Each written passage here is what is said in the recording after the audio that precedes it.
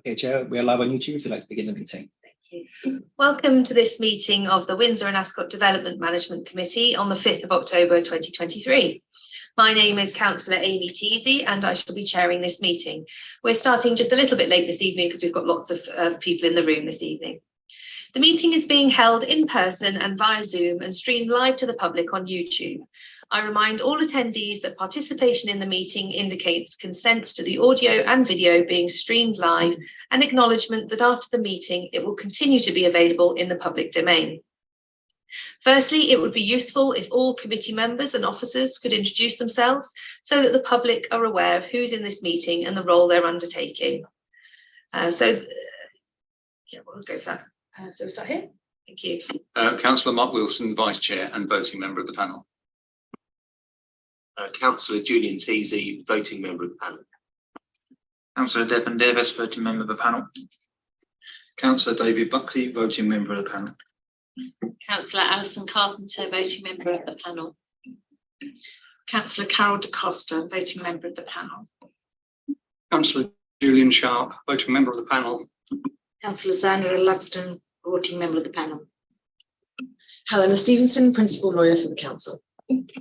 Mikey Lloyd, Democratic Service Officer, and I'll be your clerk tonight. Mark Bealey, Principal Democratic Services Officer. Chair Freeman, Principal Planning Officer.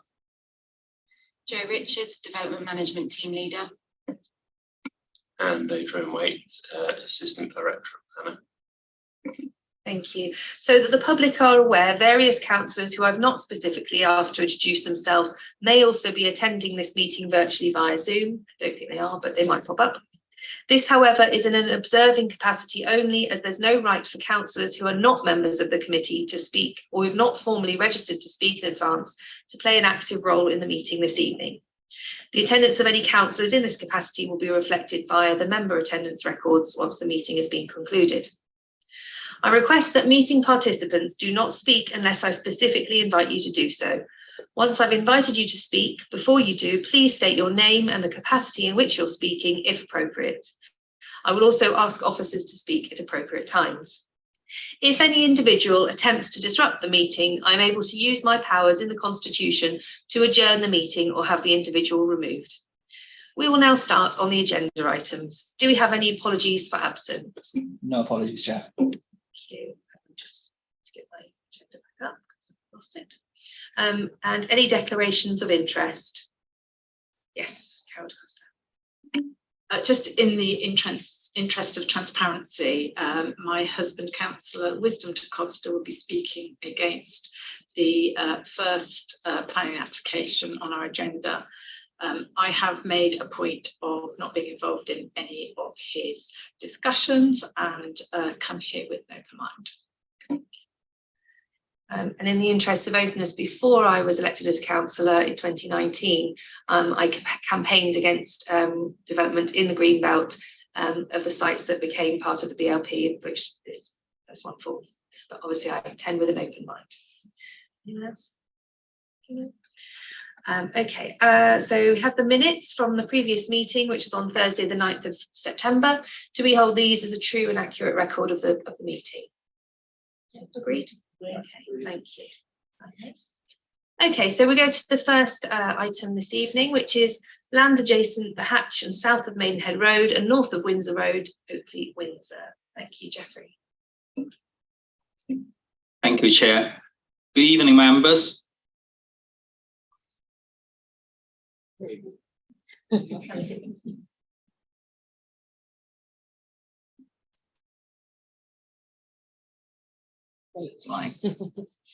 Sorry, a bit delayed. This is the agenda item 1, 23/00582/ reserve matters at the land adjacent to the Hatch and south of Maidenhead Road and north of Windsor Road in Oakley, Windsor. And this application is made for reserve matter following the approval of the application, outline application under 22/00934/OUT. The outline application at that time related to assets only. The principle of the proposed development were also considered at the time of the outline application, was deemed to satisfy the context of the AL21 site allocation within the Board of Local Plan. So this slide shows is the photos of the site. At the left top corner is the aerial view of the site, and also the SS and also the existing condition of the site showing underneath the two photos. This slide shows the site location plan, the red line boundary, and also another two site photos showing the existing conditions of the site. The proposed development is seeking to construct 135 residential units, of which 40% will be affordable, which is comply with the site allocation pro forma requirement, and 5% of the market housing unit will also be serviced custom and self-build plot, which is also comply with the site allocation pro forma requirement. All those provisions have already been secured by the Section 106 planning obligations under the extent outline planning permission, as I discussed in the earlier presentations, together with including the tenant mix and also the register provider details will also be secured by the Section 106. This slide shows is the site. Majority of the site is within flood zone run. Only a small part of the northwest bit of the land is on the flood zone 2, which is in the pale blue color. All the unit to be provided, back to the slides, is all not within the flood zone 2. So they're all within the flood zone 1, which is the lowest risk of flooding. This slide show is the general floor plans and elevations for the market unit. So there is a one pro forma requirement set out to provide provision of family housings with gardens, and the officers consider all the majority of the unit actually can demonstrate that requirement as a provision of family housings. So that is another type of family housings unit to be provided within the site. This slide show is the general floor plan and elevations of the affordable unit. So as I discussed, said in the beginning of the presentations, there will be 40% of affordable housing to be provided as a wide range of different mix, including units there, and also the apartment block, which is at the center of the site.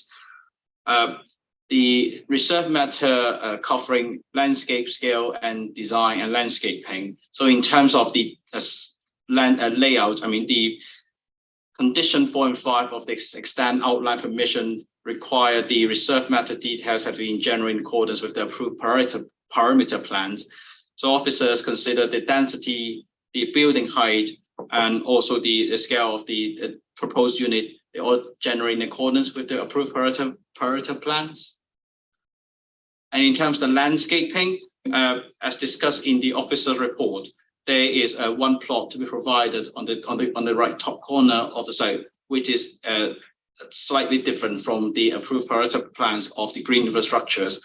But officers consider, because there is benefit of providing this scheme, and importantly, the overall open space standard, the proposal can still comply and is above the council's requirement of the open space requirement. And there's no loss of other meaningful green space to be provided, for example, alignment area and other spaces. So there is a limited harm on that bit, but officer considers that is acceptable. So turning to the planning balance. So apart from that plot to be discussed, there will be a harm to be considered as a limited. There's a significant benefit weighting because this site is within the allocated site, so it comes in line with the 5-year sales supply to be put on the numbers of the council's figure. And the council can deliver, the application can deliver a full compliance requirement for affordable housing, 40% and 5% self-custom, as I said in the presentations. There's also other benefit of the scheme, including they can demonstrate a 75.83% considerable reduction in carbon dioxide emissions, which is well above the minimum requirement, and it will be secured by already has been secured by Section 106 planning obligation of extent outline permission, and also can achieve a net gain of biodiversity of 14.67%, and is also acceptable in other means, including trees, landscaping, ecology and biodiversity, environmental health and sustainability, subject to recommended condition in the main report.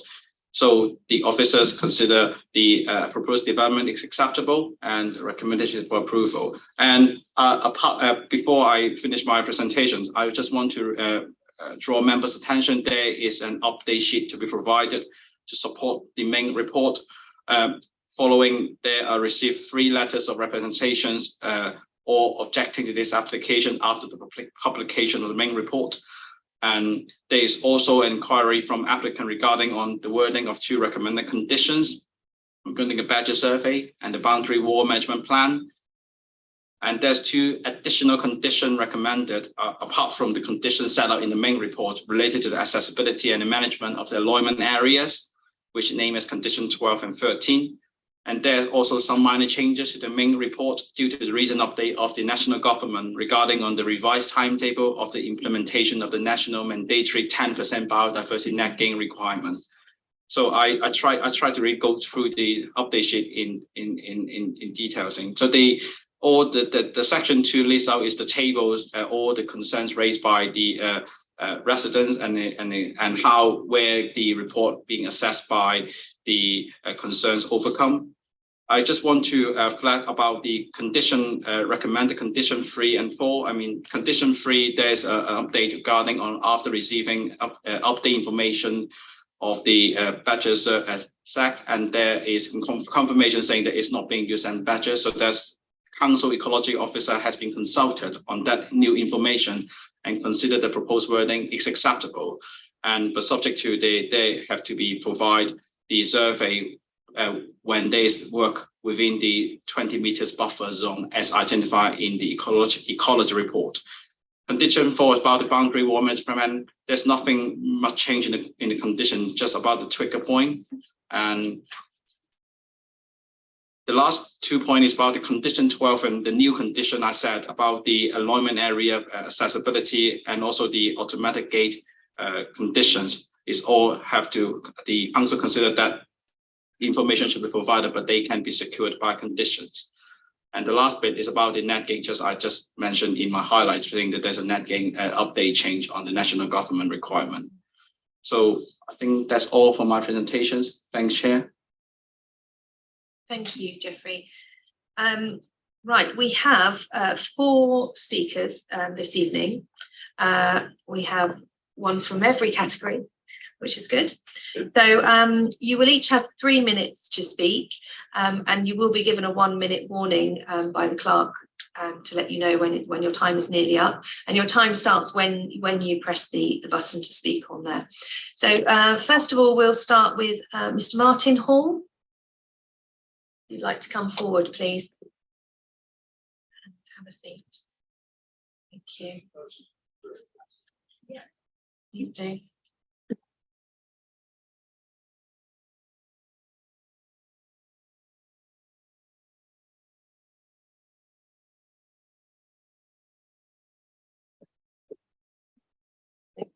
Or your time will start when you press the button, and you have 3 minutes.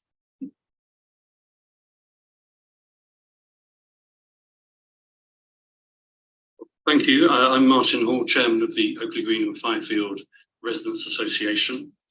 We have a number of concerns with the subject application, and I will focus on density, style and location of the proposed buildings. The planning statement prepared by Boyer in March stated that the plans reflect a form of development similar to that approved adjacent to the Willows on the former Squires Garden Centre site. With the development of the Squires site nearing completion, it is evident that the site is cramped and the buildings overly dominant against the surrounding properties and should not be considered a precedent for future development. There is an opportunity to step back and reassess what is appropriate for this site and ensure compliance with local plan policies.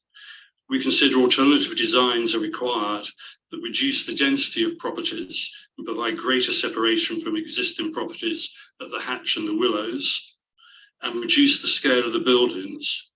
The proposed 2.5 and 3-storey buildings are overly dominant. The officer report seeks to justify the scale and density by reference to the stakeholder master plan. We consider limited weight should be given to the master plan, as this was pushed through prematurely before the current borough local plan was even adopted.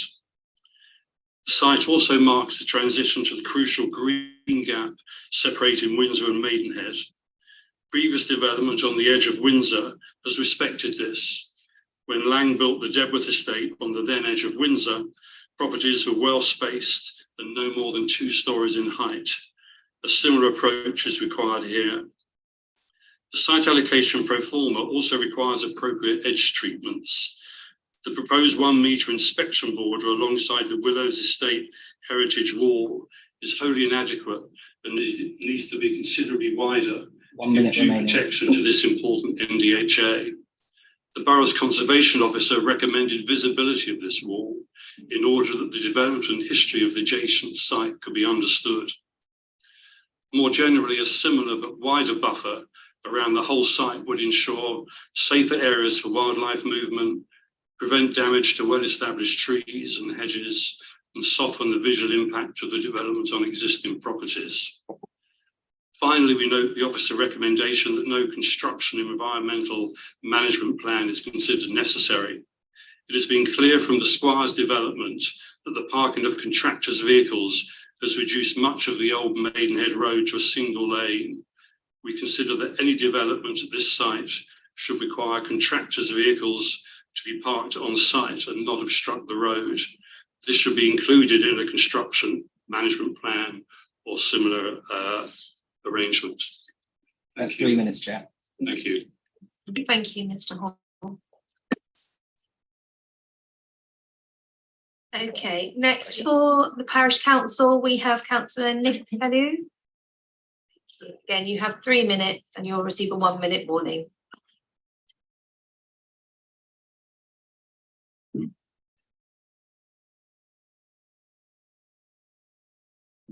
Okay, my name is Nick Pellew. I am the ward councillor for Dedworth in the Bray Parish. We fully support the statement made by Ogfra, and I'm going to concentrate on parking, traffic and air quality. In summary, there is not enough parking and the traffic implications are such that the air quality thresholds will be exceeded. Based on the borough's parking requirements, they need 303 parking spaces for this estate. They actually have 308, which seems good, but 62 of these spaces are garages. And the developer's own estimate is that around 50% of these garages will be used for storage. And thus there will be a shortage of at least 26 spaces, which is going to add to the pressure on the old Maidenhead Road and other side roads. And indeed, there are 430 bedrooms in this application, and that's likely to mean that car numbers will exceed the 303 spaces that have been allocated. All these cars will have to go down the old Maidenhead Road to the Squires roundabout. Trying to get on will be a challenge, as anyone who has to travel on the A308 in the morning rush hour will testify. Solid traffic, long queues going both ways. Add to this the commuters from the 265 other homes on the old Maidenhead Road, and there will be safety issues for pedestrians trying to get to the Willows crossing point, and all the queuing traffic will seriously worsen the already poor air quality. Kent University carry out regular air quality measurements for the Bray Parish with monitoring points on either side of the AL21 North site, at the Squires roundabout and at the junction of the Dedworth Road and Oakley Green Road, where the reading for January 2023 was 39.8 micrograms per cubic metre for NO2. This is only just below the borough's target of 40 micrograms and almost 4 times higher than the World Health Organization's target of 10. This proposal is now going to add traffic lights and a toucan crossing point on the A308 quite near this monitoring point. So in the rush hour, this will cause standing traffic, which is bound to increase the amount of NO2 and PM 2.5, and these will surely exceed their respective targets. Thank you, Councillor. That has been 3 minutes. Okay, can I just make one more statement? Very quickly, if it's one more sentence. Right. Policy EP2 states that we must ensure pollutant levels do not exceed or come close to exceeding national limits and avoid putting new or existing occupiers at risk of harm from unacceptable levels of air quality. This application should be turned down for being too near the limits and putting new occupiers at risk of harm. Thank you. Thank you.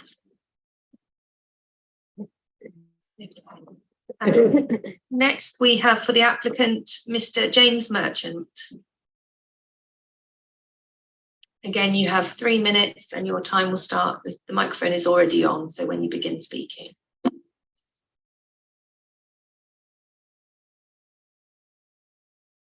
Good evening. My name is James Merchant. I'm the project lead at Crest Nicholson South, who are responsible for delivering this scheme. Crest acquired the site off Waits Developments in January 2023, and we quickly learned the valuable stakeholder engagement Waits had undertaken, which ultimately led to the approval of the stakeholder master plan document, setting out the strategic design aspirations and principles for the AL21 allocation. This detailed reserve matters application builds upon those principles that have been established by the outline application, which was approved by the Council in November 2022. Your officer's comprehensive and thorough report addresses all of the material planning points and provides a clear analysis of the scheme, resulting in a recommendation to approve this application. We're pleased to have worked closely with the Case Officer Jeffrey, who has been diligent and professional in the handling of the application to ensure that the standards set by the SMD and the Outline Planning Commission have been adhered to. I'd like to briefly highlight on a few key points within the Planning Committee, the committee reports, which demonstrate Crest's ongoing commitment to delivery of a high quality new community at Windsor. The development will deliver 135 much needed family homes to the area, supporting the borough's 5-year housing land supply.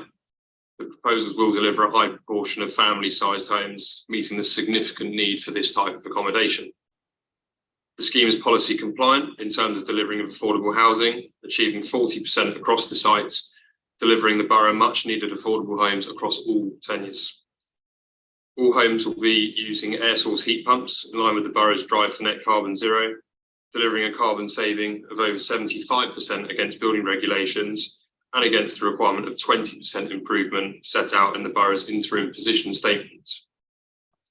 All elements of the scheme fully comply with the latest local and national policies. The development will achieve a biodiversity net gain in excess of local and national policies. 1 minute remaining. We're delivering a high standards of residential amenity, including 2 play areas, a timber play on the way park, as well as an excess provision of open space. We've actively engaged with the residents of the Willows estates to ensure a suitable boundary treatment and buffer zone for the non-designated heritage assets, the Willows Wall. And finally, there have been no objections to the application from any statutory bodies, demonstrating the hard work that the project team have put into this development. I would like to quickly respond to Martin Hall's comments about density, style and location. Through consultation, we changed the layout in May 2023. We took the points on board and lowered the density, reducing the massing along the eastern boundary as per the parameter plans. Therefore, Crest fully supports the officer recommendation, and we look forward to continuing the work with the council to deliver this development. Thank you. Thank you. And then finally, we have Councillor Wisdom Costa, Ward Councillor. Thank you. Again, you have 3 minutes. You'll be warned with 1 minute to go. So there should be no pressure to approve today, this plan today, as RBWM is already achieving its objectively assessed levels. 2, this application fails the public sector equality duty from section 149 of the Equalities Act. There's no equalities assessment has been conducted. By putting all the leisure assets in the children's playground to the west of the site, this will discriminate against those with disabilities and protected characteristics who are living in the east of the site. Better to allocate the allotments to the east of the site, as the planning officer Sarah Harper recommended, which would then comply with policy QP18 by opening up the historic wall to more people to appreciate with greater levels of accessibility. Point 3, AL21 site-specific requirements state that the site be highly connected to public transport and develop and implement a robust travel plan. Now, RBWM are going to be reducing the number of buses and bus routes, and yet the developer, rather than investing in new usable bus routes, their travel plan offers one-off £75 vouchers and to send timetable leaflets to residents. Fundamentally, the travel plan is useless and will drive people to use cars, which will also affect car parking. Policy EP2 on air pollution says we must avoid putting new and existing occupiers at risk of harm from unacceptable levels of air quality. Yet this plan does the opposite. Remember, without usable public transport, 500 to 800 vehicles twice a day trying to use the old Windsor Road in the Squires roundabout, it's going to create a lot of extra pollution. Now, here's the key. We have an updated plan here in front of you, which is different from the outline matters. So with this updated plan should have come updated traffic modelling, traffic safety and air pollution reports. But as with AL21 South, we are still using road safety reports, which were conducted during COVID, which have not been updated. There's no actual use of actual measurements of air pollution in the area and ludicrous travel assessments, volume assessments. And the air quality report was written before the latest statutory changes, which are factually incorrect and out of date in relation to PM 2.5 microgram particulate targets. And the report shows figures above the binding 2040 targets. This is going to contribute to sickness and death of residents in Windsor, as seen in the ruling of the death of Ella Kissy Deborah and the pursuant legal advice. Don't let this happen on your watch.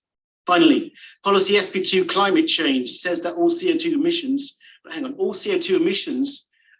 this site emits CO2 and it's going to make climate change worse.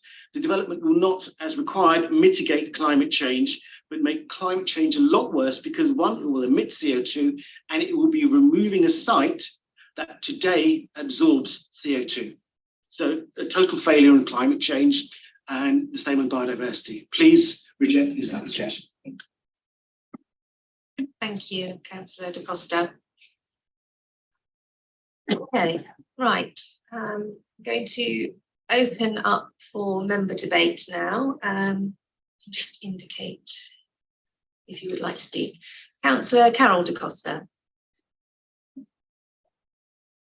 Yeah, I just wanted to get confirmation as the updates were read out. I didn't quite clearly hear something, and I think it was something about the conditions, the additional conditions. I didn't quite catch that. So do you mind just repeating that so that we can all hear it, and maybe I can sort my cloth ears out. It is in, if you've got access onto the agenda document online now.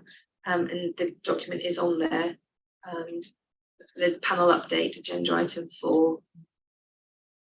But should I do? Yeah. Okay. Quick thing. Thanks, Chair. Thanks, Councillor Da Costa. Questions. Is referred to the section 5 of the update sheet. So there's 2 additional conditions recommended by officers, adding on the list in the main report. The background was there was concern raised by the accessibility of the open space of the proposed development after the main report being published. And there is a performer requirement saying that the open space has to be easily accessible. And I think there's some concern regarding on the proposed automatic vehicular gate to prevent the permeability of the site. And also there is a bit of concern about the details of the management of the enrollment area, which is proposed by to the community and to both future and existing residents. So officers recommend 2 additional conditions added to on the condition list. The first condition is the numbers condition 12 is a pre-occupation conditions, asking for details on how that automatic vehicular gate to be operated, so to prevent the permeability of the site, so allow, pedestrian can pass through. The other new condition, the number condition 13 is also a pre-occupation conditions, is the management details of the management plan for the enrollment area and the proposed orchard garden, which is adjacent to the enrollment area. So these to just comply with to ensure the allotment area and the community orchard area can be well managed for the life of development. Thank you, Councillor De Costa. Thank you. What I'd quite like to do is have comments and things from a few members and then allow officers the chance to come back on a few, so we can just get the debate flowing a little bit. Who else would like to speak? Yeah, Councillor Davis, thank you. So earlier in the week, I did ask questions about the density, and there was given the response that the density is in keeping with surrounding areas. I did not inquire about height. That was brought up. Is the height in keeping with the surrounding area, and was it considered?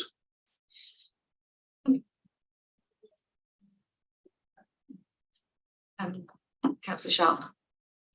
Thank you, Chair.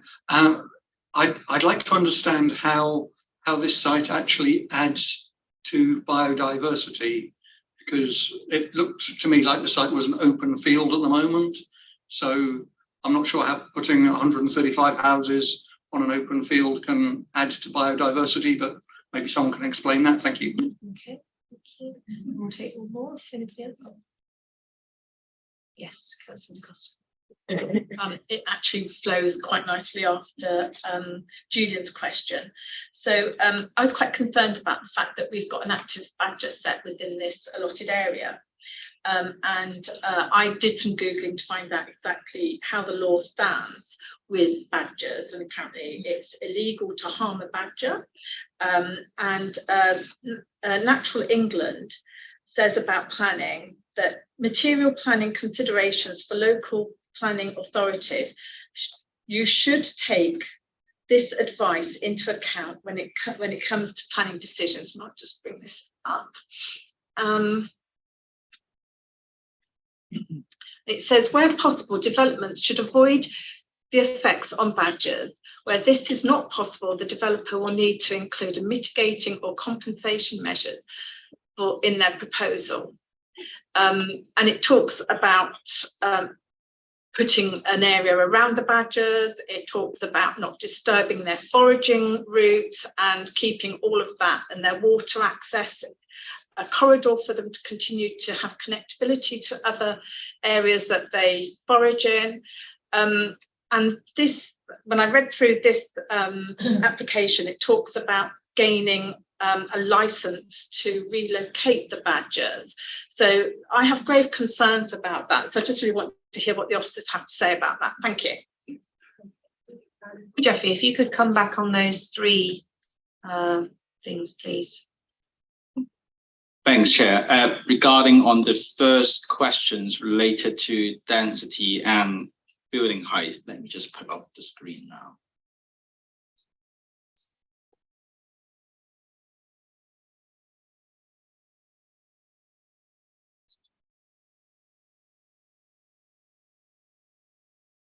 While you're looking, can you also talk about the design? Is that in keeping with the surrounding area?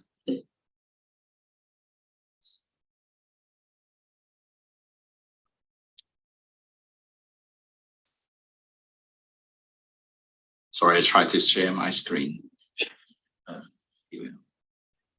We've been having quite a few technical issues this evening with microphones, etc. It's been very frustrating. Oh, sorry, Chair. Thanks, Chair. The first question I think is related to the building height and density.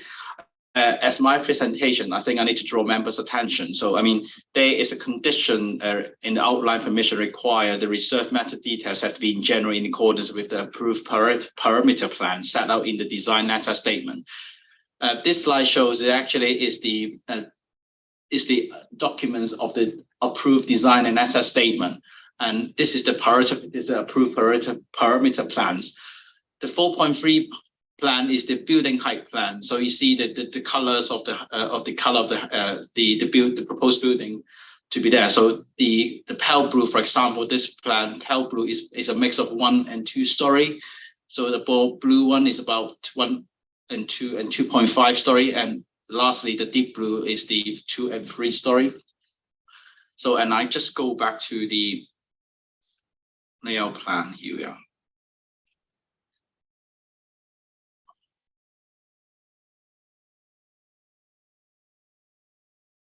So just try to make it easier for you to compare. So I put the plan right next to this slide. I hope that the laptop allowed me to do so. Right. So I tried my best to see if I can just do a very quick comparison of two slides. So I just overlay two slicing. So the tallest building, which is the apartment block, that is a 3-story, is in the deep blue zone, which is in comply with the building height. And there's a mix of 2-story and 2.5-story, and right underneath on that corner plot is all within that blue zone. And the last but not least, that 1 and 2-story zone, they all within is more or less the edge of the eastern boundary and western boundary, and all those units are all comply with the building height. So I back to the plan again, the density. The color pale brown saying is a lower density, roughly 25 and 35 density per hectare, and the brown one is 35, 45, and also the 45 plus. Back to the layout plan, actually, it's also in general in accordance with the density Pareto plan. So that's why officer consider both building height and density, they all generally in accordance with the approved Pareto plans in terms of building height and density. So I think I just back to them. Yeah. And that density and height plan, that's already approved. Approved in the outline permission. Thank you. So that is the first questions. I think the second questions refer to the biodiversity net gain. Am I correct? The application provide with a standard Natural England biodiversity net gain metric 4.0, and it assessed all the provision provided. I mean, I'm including the green space provisions and also some green enhancement of the unit. I mean, then the council ecological officers has been consulted and has reviewed the metric 4.0 and provided by the applicant and saying that that is acceptable.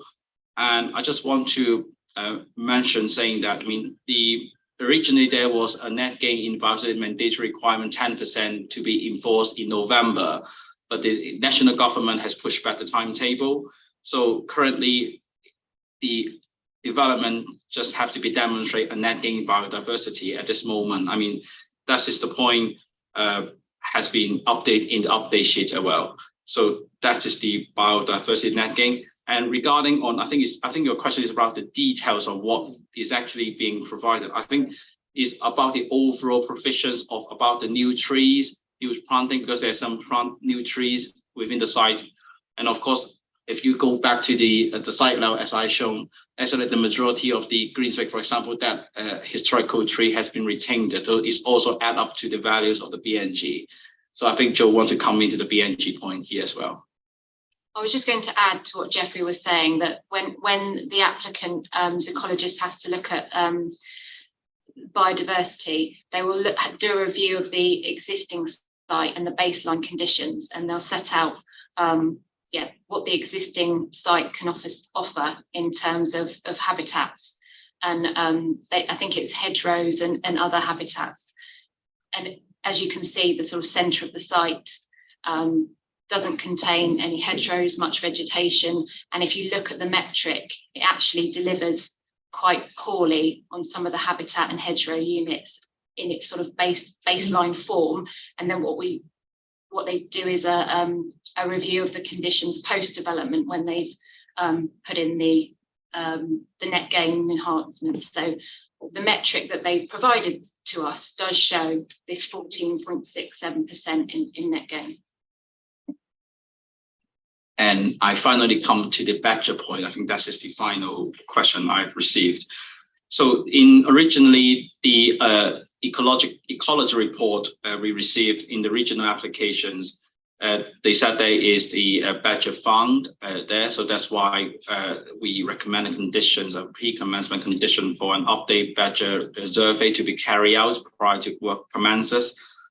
And the applicant provide a more up-to-date biodiversity environmental management plan, and saying that set is not being used by Badger instead of Fox, and that's being supported by evidence. And the report, the update report has been circulated to our council ecological officers to review.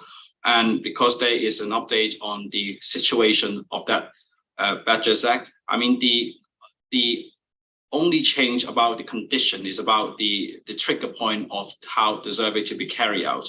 But the importance of the protections of the identified 20-meter buffer zone, which is identified in the regional report, is not being it remain unchanged. So there is still a buffer zone there and the biodiversity protection zone to be identified in the report.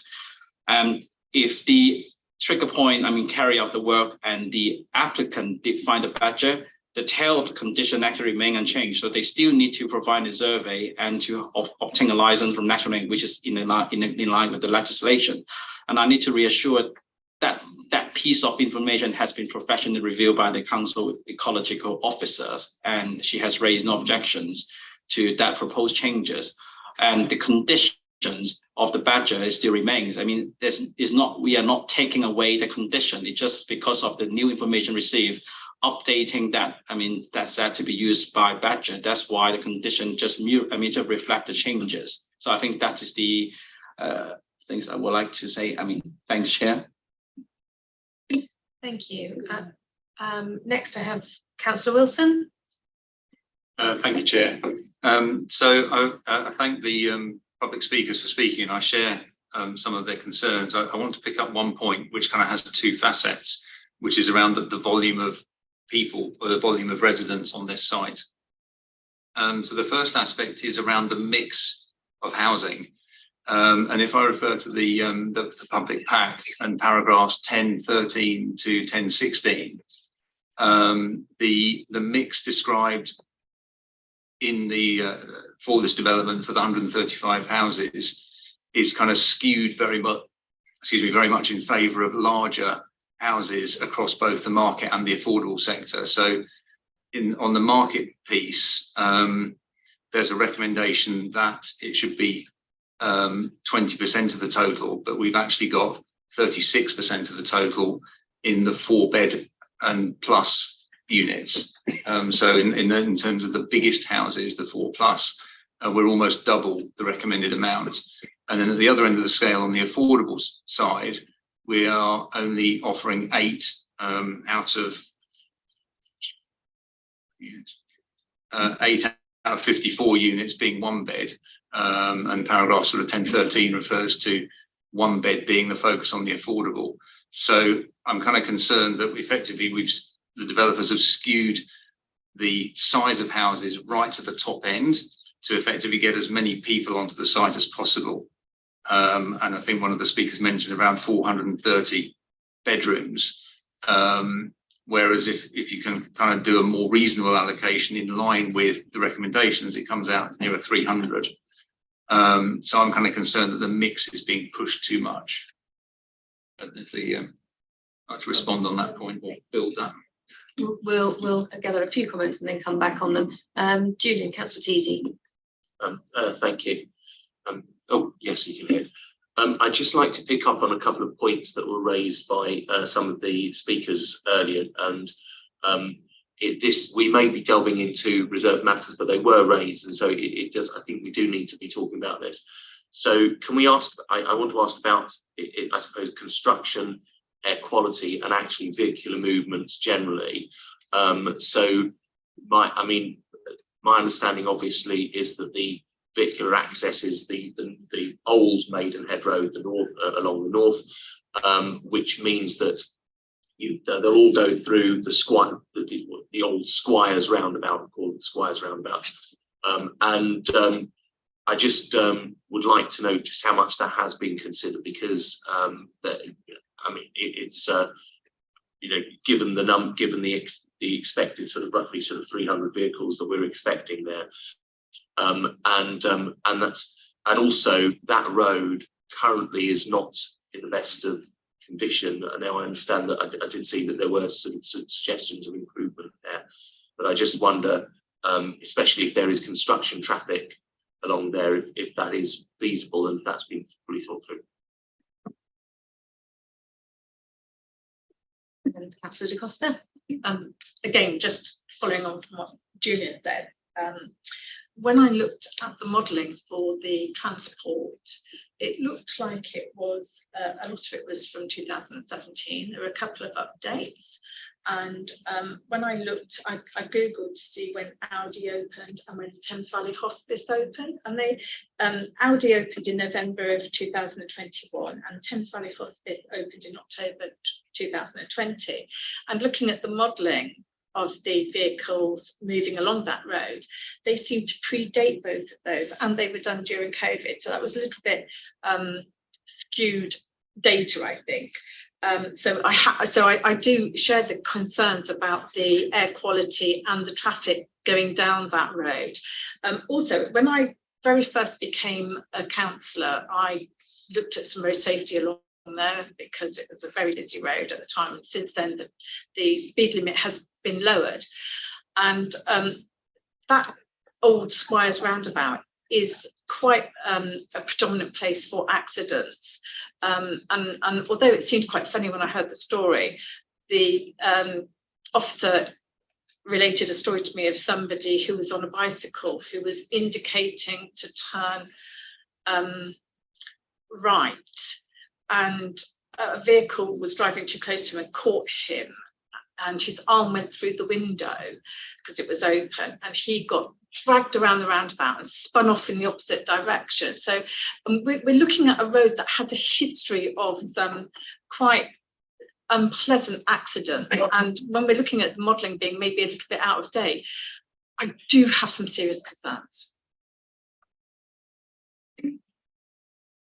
And Julian, Councillor Sharp, we'll finish with you and then we'll go to officers for comments. Excellent, thank you. When these developments come up, I'm always concerned for the residents nearby, because during the development stage, if this is going to be approved, I'm always worried about the traffic and the noise of the construction and all of that sort of thing. And I'm pleased that one of the speakers, I think it's from the Parish Council, gentleman from the Parish Council, picked up on the fact that there was no requirement for the contractors' lorries, vans, whatever, to be parked on the site. And I'd like to propose that we have an additional condition in there which states that all of the contractors' vehicles have to at all times be parked on site, so that the local residents are not disrupted with parking along the roads or in the surrounding areas, because that does cause disruption to people. I've experienced it myself. I've seen it myself in other construction sites around the borough, and I think it's something which, with these larger sites, the developers can easily accommodate, at least for most of the time. It does get a little bit more difficult for them as they open up the site, but that's something for them to sort out. So I'd like to propose that we add an additional condition that states that suitably that vehicles from the contractors, builders, should always be parked on site. Thank you. Okay, Jeffrey, if you could perhaps speak to the first couple of questions, and then perhaps Adrian, could you come back in on the development management plan point? That'd be great. Thank you. Thanks, Chair. I think the first query is regarding on the housing mix.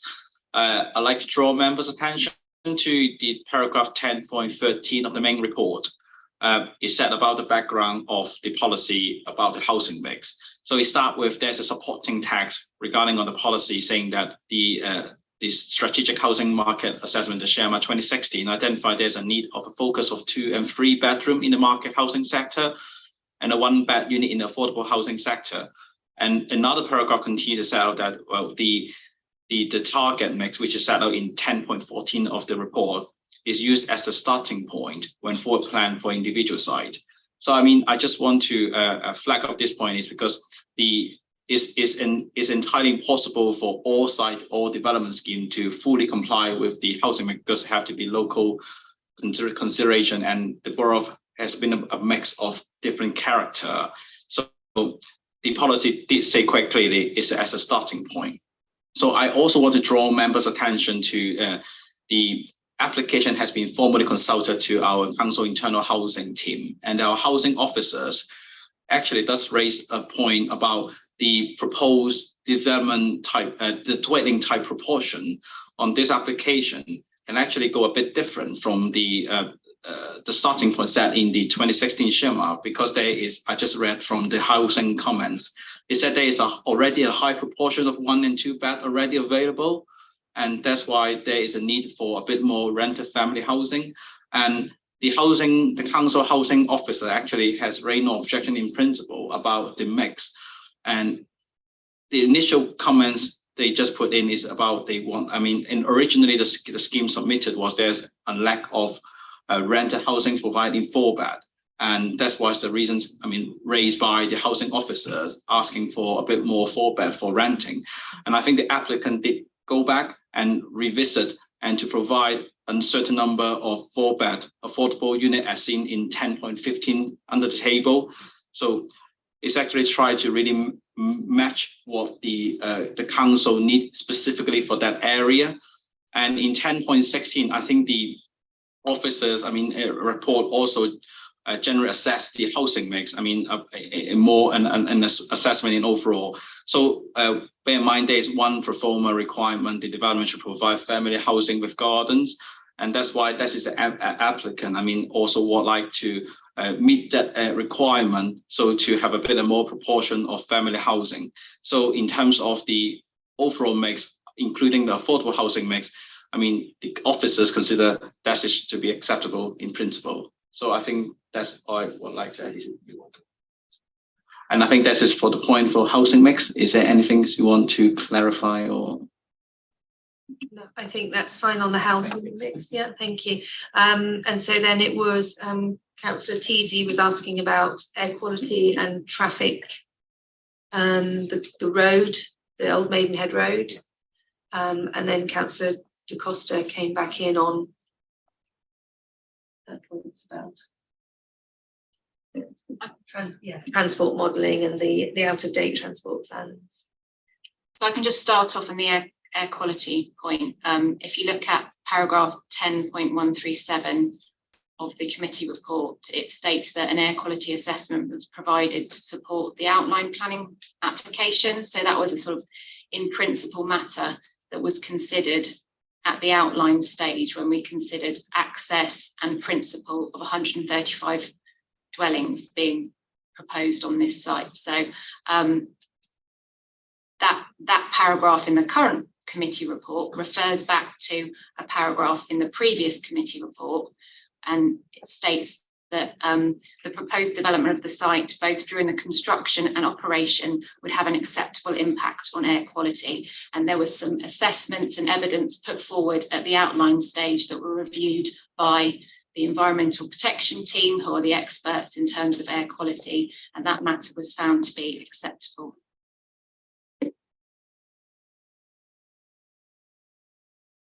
And to Councillor De Costa's points was about the travel plan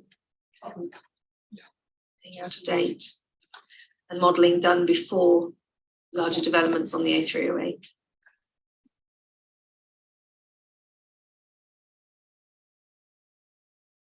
I think I can come back to is about the highway and parking sections of the main report. I mean, Highways Authority has been formally consulted in these applications and has raised no objection and no concern regarding about the validity of the assessment made by the applicant regarding on transport. And bear in mind, I think there was a bit of discussions of in the update sheet as well. I think there was local residents also raised objections about the congestions, about the transport things. I think I just want to make clear the access, I mean, is a matter already being approved in the outline applications. And this application is doing exactly the same number of units to be provided at the outline stage, because there's no change in number of units to be provided.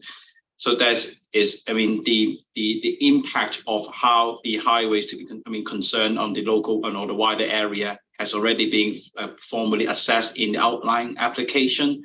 So I need to, remind members saying that, if members consider that is a concern and likely to refuse this application, I think there will be a risk of, being appealed and costing if it's being, because they have been already agreed. So I think I've just been here and I hand it to Adrian. Thank you, Adrian.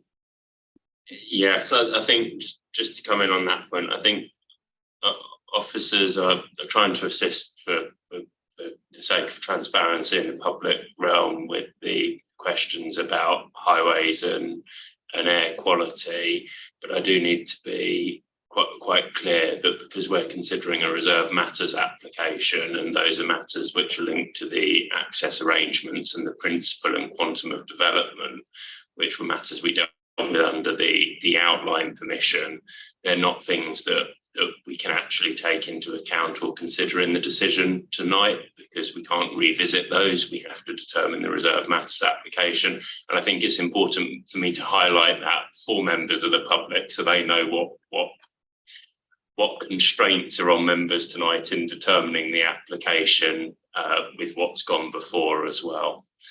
I also wanted to come in on the point about the additional conditions suggested by Councillor Sharp. It falls into the category of a kind of construction management related condition. I am always very wary of these types of conditions because we have 6 tests that planning conditions have to follow. They have to be necessary, relevant to planning, relevant to the development, enforceable, precise and reasonable in all other respects. Some of the things in those tests are things, for example, that they shouldn't duplicate controls which are already in place under other legislation that might be adequate. So that goes to things like hours of working and noise and dust, which are already controlled under other environmental health legislation.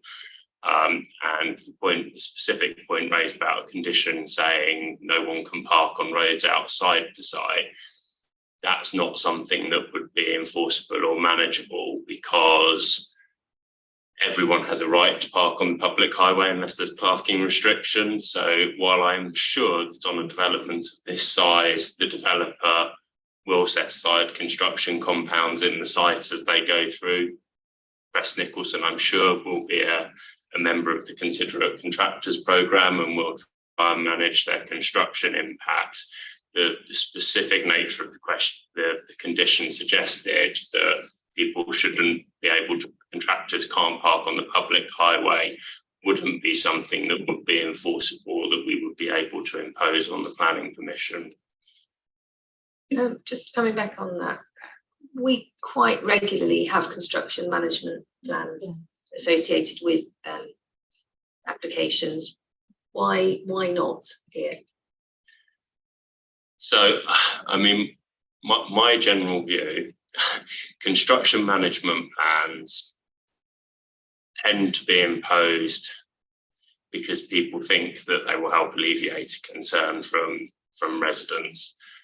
Very often the things that are written into construction management plans end up being quite vague, unenforceable, and actually they quite often cause more problems for us afterwards because they set an expectation of something that actually can't be met. So if you promise there won't be any parking on any of the roads outside of the site, we can't actually enforce it. So we risk letting down the residents. So they are often imposed, but I would say they quite often cause more problems than they address. But it is down to members. I'm confident that Crest would have a construction management plan in place, regardless of whether we put a condition on, and we'll have parking on site for their contractors, etc. But I am always wary of the conditions. They tend to cause us more problems than they solve. Councillor Sharp, did you want to come back on that point? Yes, please, because I having seen a number of these sites in my area, and it has led to problems where the developers don't put their vehicles on site, and at the start of a development, there is a lot of space. there is usually a lot of space for them to put their vehicles off-site and on the development site. As the site develops, obviously there are going to be a number of houses developing, and their space slowly erodes. And what I've seen is that slowly the vehicles creep onto local surrounding roads and start to cause issues, whether it's in terms of stopping traffic, delaying traffic, or whatever, or causing accidents or near accidents and all that sort of thing, as the vehicles are parked carelessly along the road. So I think I would like to see some sort of wording or something agreed with the developer to ensure that they, to the extent that they possibly can, they keep their vehicles on the development site for the duration of the building works. I know it's not, and it may not be something which we can enforce, as you say, Adrian, but I'd like to see something in there which actually ensures that the developer, when they start the work and through most of the development, actually do keep their traffic within the development site. I just think it's really important for local residents, so they're not disrupted by that. And any good developer should be able to do that anyway, I think. We'll go to the other speakers who've indicated, and we can come back to that if needed. Right. Councillor Carpenter was next. Thank you. Quite a lot of my questions have already been answered, so thank you. I just have a couple. It's good to see a high percentage of affordable housing, and it's good to see they're not all just one-bedroom apartments. So that's good. So well done to the developer for that. But I just wanted to question, I know one of the speakers mentioned that RBWM is above its objectively assessed need levels, but I just wanted to clarify if that was the case or not. And also, I know that some of the residents are concerned about this non-designated heritage asset. I know there's a new condition that's come in this afternoon. I don't know if that meets the concerns or not. So thank you. Thank you. And we'll take Councillor Da Costa's point. Just wanted to follow up on what Councillor Sharp said. The Maidenhead Road that's associated with this development is quite narrow, and it actually takes on a little bit of a cycling route. So many people will cycle along that road. There's already been a small development right on the corner of that road, and those vehicles have parked along Maidenhead Road, making it quite dangerous. And in addition to that, we've got the Willows Park, which is I would say that the occupants in that area are much older and frailer, and crossing the road when the vision, your vision is impaired by large construction vehicles, I think would be something that we should be mitigating against. And I think that we should definitely be looking at having a constructive management plan put in place. And the other point that I was going to make was about the wall. We've seen that 1 metre is what's been suggested as a protection zone. I question whether that's enough. I don't know how other members here feel, but I feel that 1 metre is not sufficient to protect that wall and to make it the heritage asset that it is, so that people can enjoy it. So I just really want to put that forward. Thank you. And then I'll go to Councillor Buckley. Yes, we've heard a lot of issues about outline permissions previously. This referred or reserved discussion tonight. One of the things that came up in the discussions earlier was a 30.69 biodiversity net gain in the outline permissions, which has now been diluted down to 14.67, I think I heard. I just wonder what the officers, because we're looking at managing people's expectations and obviously looking at protecting interests of residents with developers, etc. I just wonder what the officers feel in regards to that reduction, how we can be confident that we won't see any really more dilutions of some of the conditions that are being placed upon us. We'll be seeing a nearly up 100% reduction from the outline permission to the reserve position tonight. Thank you. So, Jeffrey, would you like to pick those things up, or? Yeah, yes, certainly. So if I come in first, I'll pick up the housing need and the 5-year land supply position.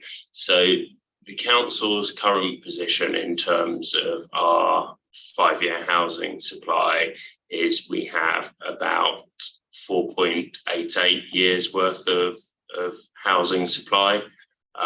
We're required to have a 5-year provision, so we're in the realm where the tilted balance applies.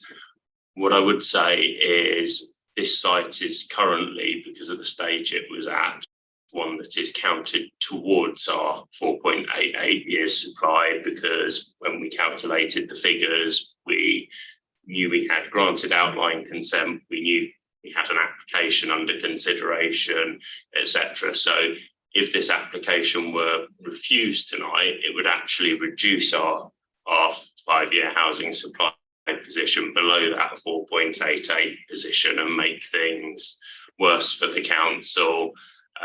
We certainly don't have an oversupply of housing against our objectively set needs set out in the plan or in the short-term deliverability, which is the 5 years, which we need to have a 5-year supply over. So we do actually need to approve housing developments, and we don't have an oversupply. I'll let Jeffrey and Joe answer the other questions.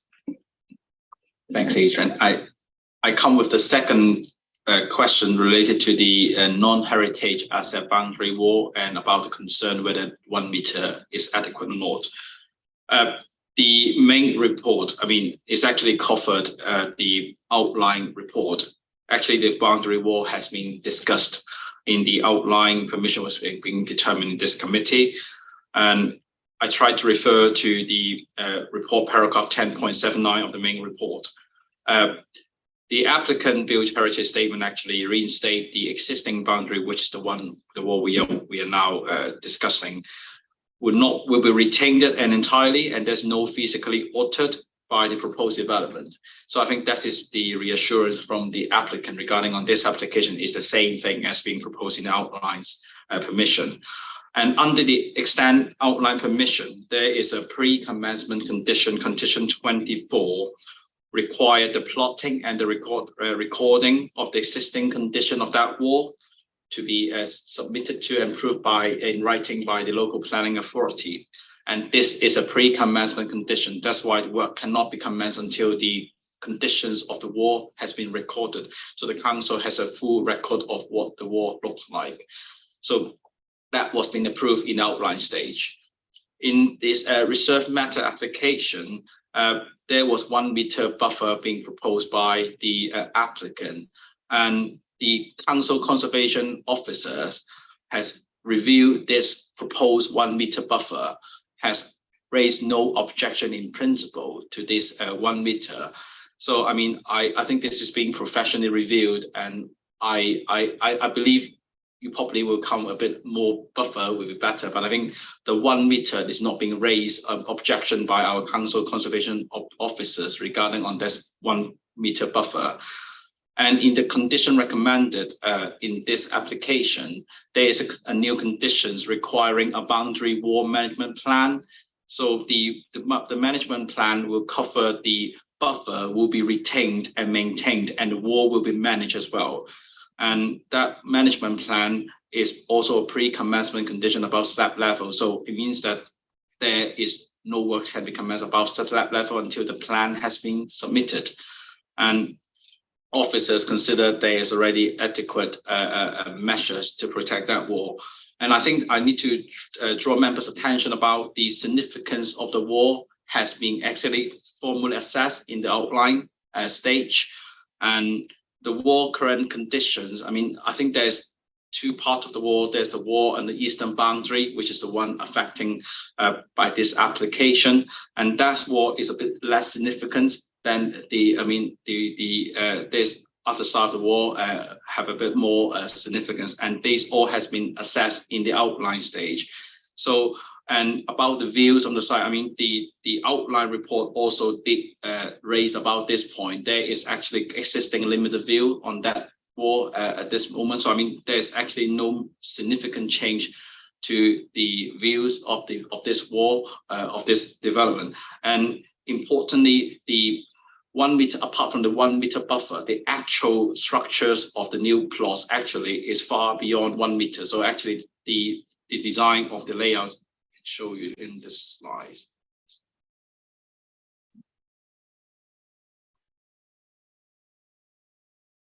So when we go back to the layout side of this one, so the boundary roughly is there. Apart from the 1 meters, all the unit proposed is actually being separated by their private gardens. So actually, I think there's more than a meter buffer to the actual structures of the units. So we consider officers from conservation team saying no objection in principle of that 1 meter boundary wall, and the condition recommended for the management plan, we consider there's sufficient development control measures to protect the wall and to retain that buffer. So that's just the second part. I think there's another concern about the BNG, and I think Joe would like to come in. Thank you. Yes, so Councillor Buckley, I noticed your comment that the biodiversity net gain has changed from the outline application. So our local policy, NR1, states that there should be a net gain. It doesn't actually give a percentage. Officers have been working with developers on these allocated sites to try and secure a 10% gain in line with the government target, which we now know has been shifted from November to January, but that's still what we're trying to gain on these allocated sites. So going back to the outline, a 30% increase exceeded, it met the policy, it met the government targets. The current reserve matters application doesn't change that compliance in terms of the policy and the mandatory government target, which will come into force in January now.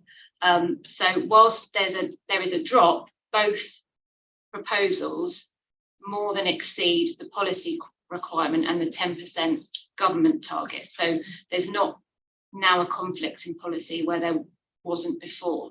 And also in terms of the balance at the outline stage, it wasn't as if that 30% biodiversity net gain was something that we attached significant weight to make up for other deficits within the proposal. It was considered acceptable as a whole under the planning balance. So we've got something that still complies with the policy, albeit a slightly lower net gain. So it's not we can't object to it. I think if I could just come in on that point as well, because I think the question was around how can we have reassurance that the level we're now being told won't reduce.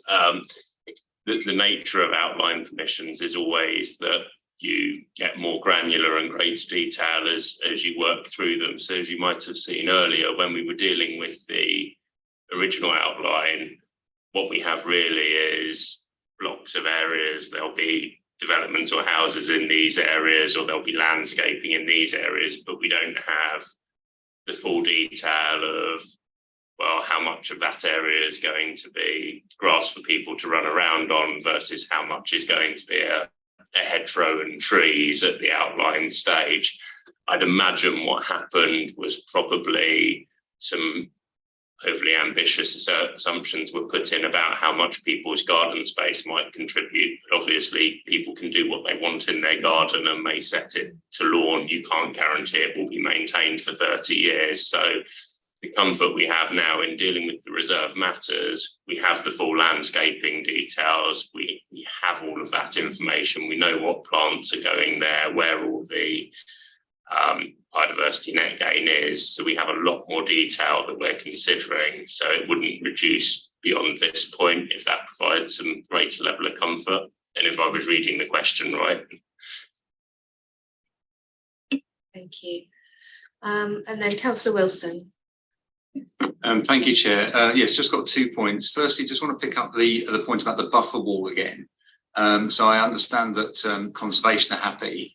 However, I'm sort of thinking of it from the perspective of the maintenance. And if we have a 1 meter gap, how practical is that to actually maintain, and what is that like in reality? So I've got some concerns that that's just too narrow for anybody to go down with any equipment to cut back growth or anything like that. So, you know, conservation may be happy, but I think the reality, that needs to be a bit bigger.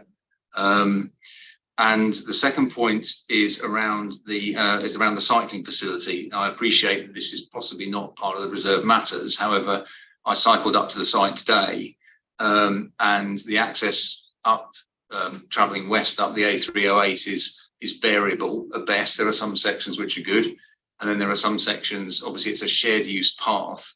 So I have a fundamental opposition to shared use paths in that pedestrians don't like cyclists. Cyclists don't like pedestrians, so we should be providing segregated paths where possible.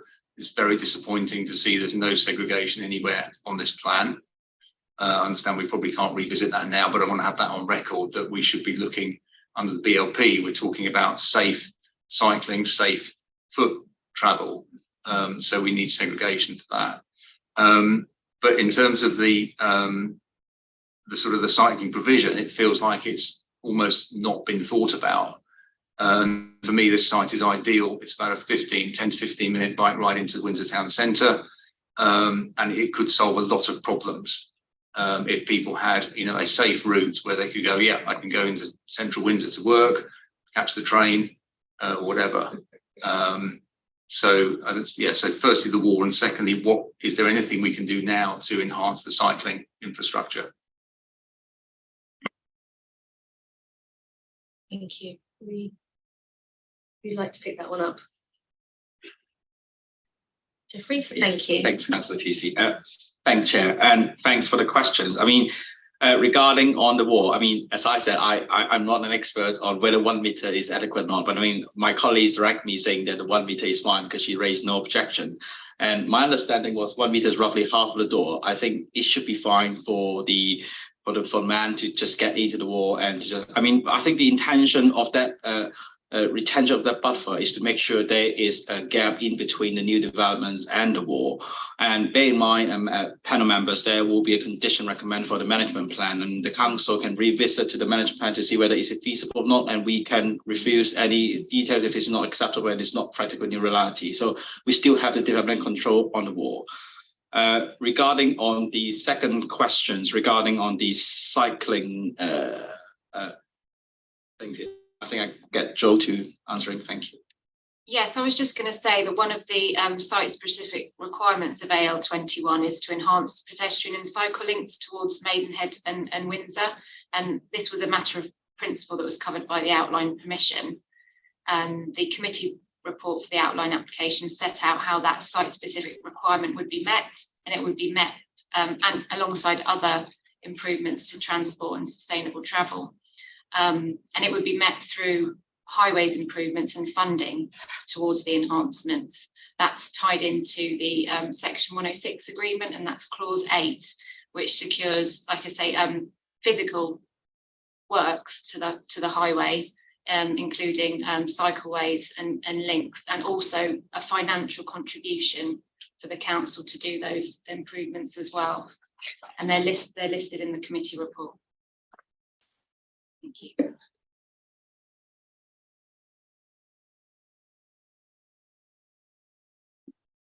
Do we have any other comments, questions? There are a couple of points that I'd just like to raise. That I had a few comments made by email over the last few days, and it's just something I thought would be worth just picking up for the benefit of the panel and public. So there was a query about whether the site whether there should have been an exemption test carried out for the site, and whether that's something that's not been done and should have been done. And I think other points have been covered actually by other speakers, so I don't know if that's something that you can pick up for us. Thank you. Yeah, so I'll just pick up the exemption test point. So, I mean, it's generally a matter of principle that you would deal with it at the outline permission stage, but what the exemption test normally does is say where you've got development and you're situating development of a certain vulnerability within a flood risk zone, then if you're situating it there, you need to weigh the benefits against the harm of doing that and reach a view as to whether it's acceptable or not. Now, you only do it where there is development of a certain vulnerability within a flood risk zone. On this particular site, there's no development within any flood risk zones. I think the specific point picked up on in the email you're referencing, Councillor Teasey, was whether there was a mass evacuation route going through any flood risk zone. Well, quite clearly, none of the site is in a flood risk zone. Nobody from the site would need to be evacuated in the event of a flood, and none of the access routes which we're considering as part of the development are within a flood risk zone. So there would be no aspect of this particular development which would require an exception test. I mean, obviously, in the wider highway network within the borough, there may be roads that people travel across that they do in any event which do get flooded, but that's not something we can consider as part of this development. Yes, Councillor De Costa. Can I just ask, for the benefit of the public that might be watching or in the room, and also for members around the panel, if somebody can just go through step by step, clarifying what we are deciding on and what we're not deciding on, because the opening words that were said tonight was that the outline permission was for access only. Now, so for many people, they would think that's just about the access onto the site. And it's very misleading when those words are used. So I would like complete and total clarification made here tonight so that everybody watching and in the room knows exactly what we're determining. Thank you. Jo? Yeah. So tonight, at the outline stage, we looked at the access and the principle. You always look at the principle and outline stage, even if all the matters are reserved, you still have to look at the principle. So that's what was decided at the outline stage. Tonight we are looking at appearance, layout, scale, and landscaping. They're the 4 matters that were reserved at the outline stage for this application that we're considering tonight. Thank you, Jo. So just to clarify, principle, as in the principle of developing up to 135 houses on this site and all the associated highways, traffic issues that we have discussed here, they were all determined before in the planning, the outline plan. I should also just because I can see the question from Councillor De Costa, in determining the outline. So we deal with the principle, which, as we said, includes the quantum and the level of impact arising from the quantum of development. So the 135 units, the highways impact, the air quality impact, all of that, and the access in detail.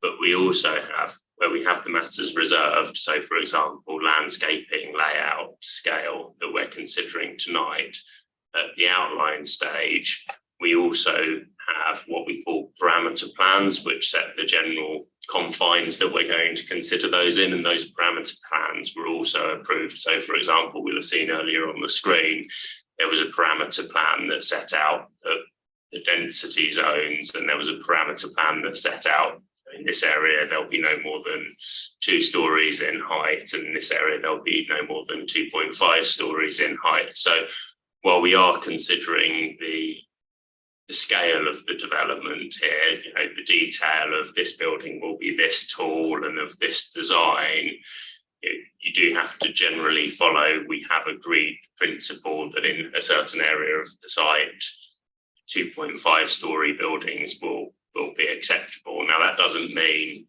that whole area of the site could be covered in a 2.5 story building across the whole lot with a flat roof, and we think that's okay, but it generally means that buildings of that height should be acceptable in that area. because we need to be consistent with the previous decision.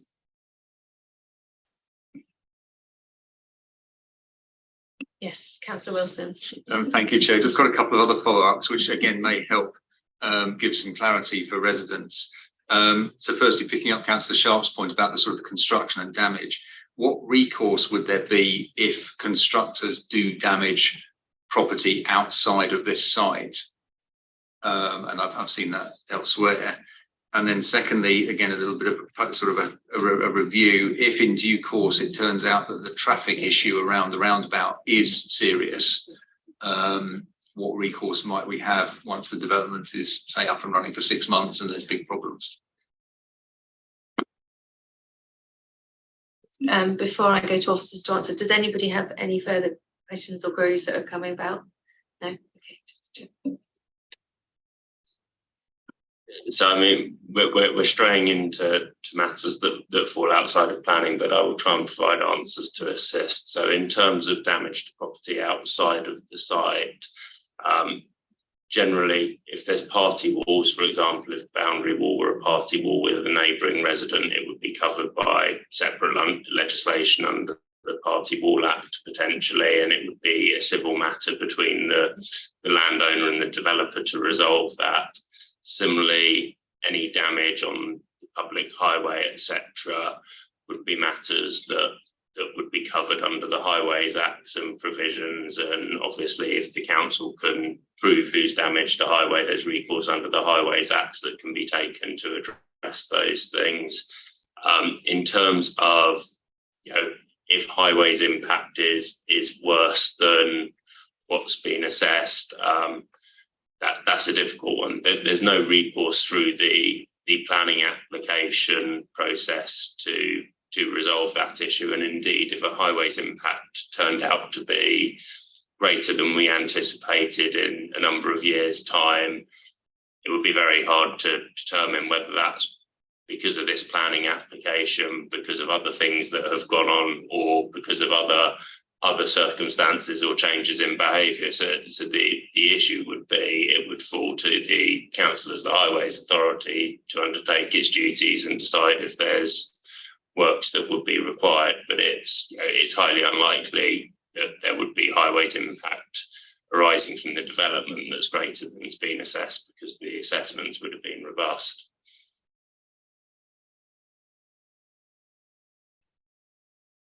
Okay, so far we had a sort of proposal from Councillor Sharp about trying to put a condition or something in here for construction management. That's not necessarily gone any further. I mean, if I could assist on that point to some extent, the issue I always have is about enforceability and not setting expectations to residents that we can't deliver on. So we could put a condition on requiring that the developer submit a plan, and that the plan tries so far as possible to indicate provision of parking and construction areas within the site, which I think they would do in any event, and they won't have any problems with. And generally, if you do that, then people will park in the site because it's there and it's easy to do. What I would want to be clear on, if we do that, we can make sure that they set aside the areas, but what we won't be able to do is go around the local streets and say, oh, we think a contractor's parked in the wrong place, and take any action. So we can do that, and it will probably help alleviate the concern to some extent, but I want to be open and honest about the impacts of it for residents who may, subsequently wonder what's happening if vehicles do still park on the road, because we won't be able to, if there's a contractor who decides to ignore his instructions and park somewhere, there's very little we can do about it. So Councillor Sharp, if such a condition could be put on here, would you be proposing that we accept officer recommendations? If we did. The condition for a construction management plan. Yeah.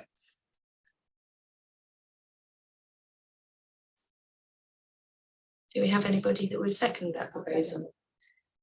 Thank you, Councillor Luxton.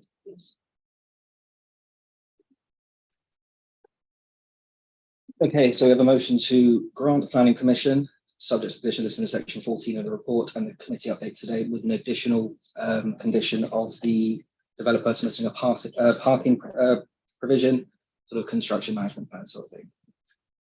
So with that in mind, we'll go to a vote. Sorry, is there? Just to confirm, this is to approve the planning. Correct, yes. So it's to accept officer recommendations to approve planning permission with the additional condition to be added for adding in traffic management.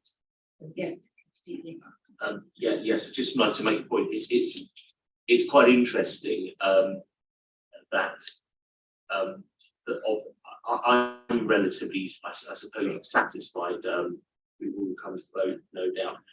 It's interesting. There are certain things that we are not, as I understand it, deciding today around, for example, around the sort of general traffic management that's all been decided earlier. It's a shame, really. I would echo the point that Councillor Wilson said earlier about the cycling, for example.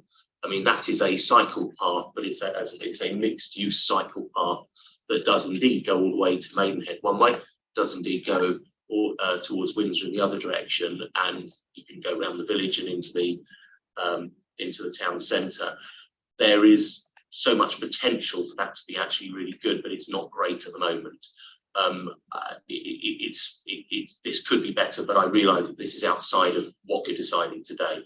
So I just wanted to put that on record at this point. Okay, so echoing what Councillor Wilson said. Yes. Okay, thank you. So we do have a proposal on the table. So we'll go to a vote now. So this is to approve with officer recommendations. Councillor Buckley. Against.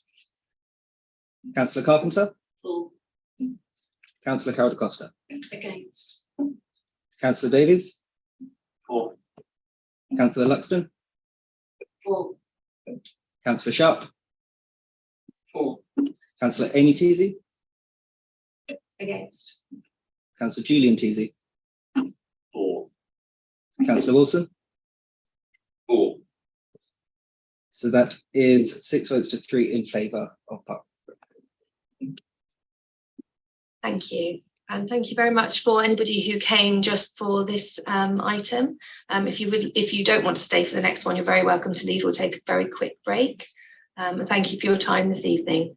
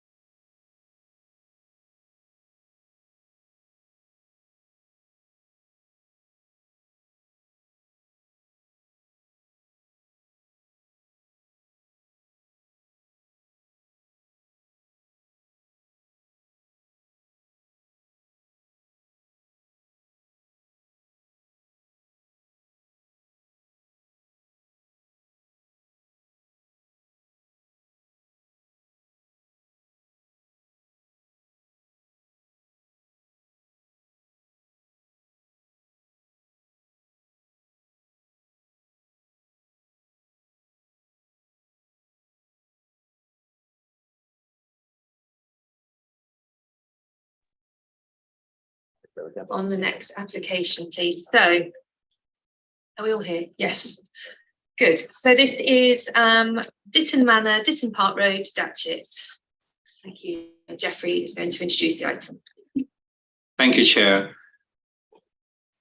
Members, this application in front of you is the full application for a hotel-led development comprising conversion, extension, alteration of the existing manor house and associate building, including various of associate buildings within manor house, including gatehouse, north, south, east, chapel, and a granary, to a hotel and a wedding conference venue with associate ancillary facilities, includes bars, restaurant, gym, spa, and also additional 2-story hotel accommodation block, a new marquee for wedding and conference use.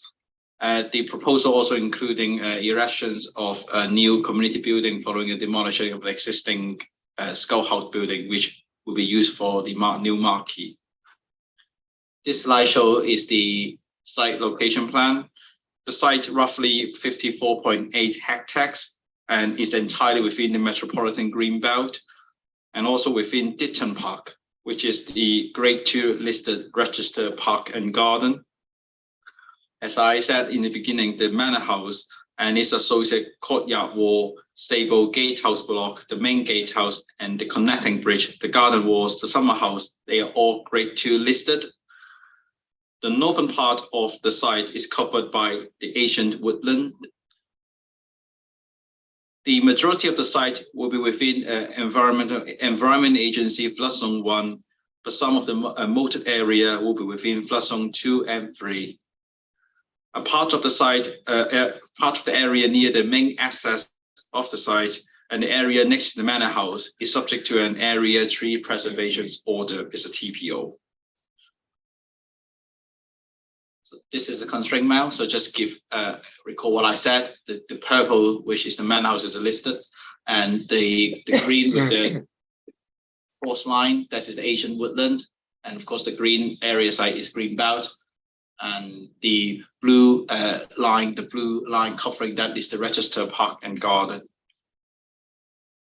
That gives you another the aerial image of the site, covering the manor house and the majority of the parkland, including the main access. There's some photos of the site. The top left corner is the manor house. The top right corner is the existing marquee, which is not subject to a planning permission. It's located to the west of the manor house. The left bottom corner is the existing Skull House building, and the right bottom corner is the other views for the manor house. So, I mean, I tried to split my presentations into different parts because the development comes into a different area. So I split into it within the moated area and outside the moated area. So the first part is mainly the development is to converting the existing buildings, including the manor house, northern, eastern, and southern gatehouse,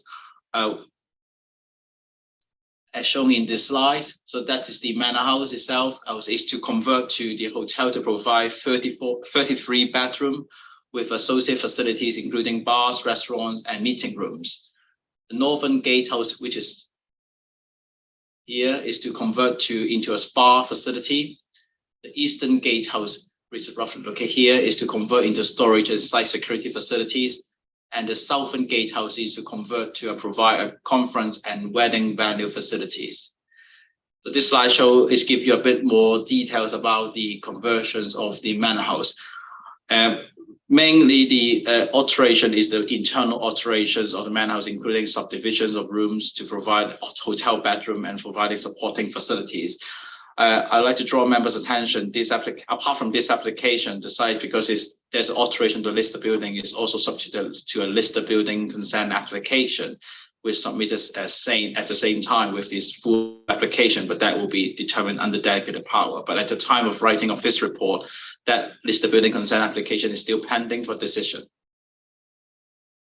So within the moated area, apart from the conversion, is also comprise some new buildings to be provided in the area, including a new courtyard annex, which is an accommodation block, the courtyard, the new courtyard garden, and also the gym and a back of house block. So regarding on the new accommodation block, it will be located at the existing market, which I said before is not subject to a planning permission.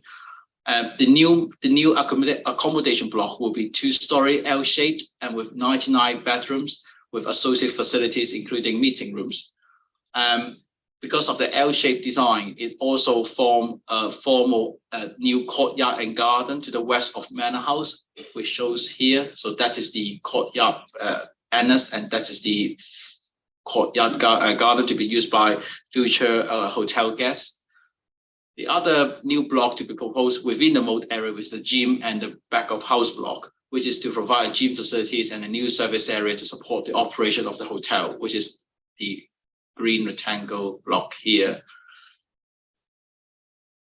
And it shows, this slide shows is the general layout plan for the new accommodation block, including the room standard floor plan for the room, and also the roof courtyard annex, which showing the formal court area provided by the L-shaped design of the new block.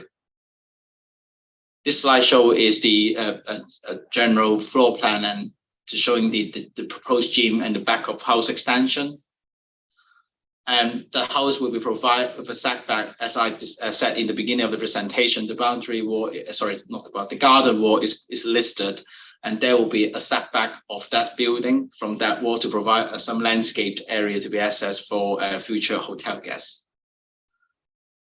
So this slideshow is, because I split the site, just to give you a whole picture of what is being proposed of the site layout within the moat area, as I said in the beginning of various slides regarding on the new buildings and the conversion.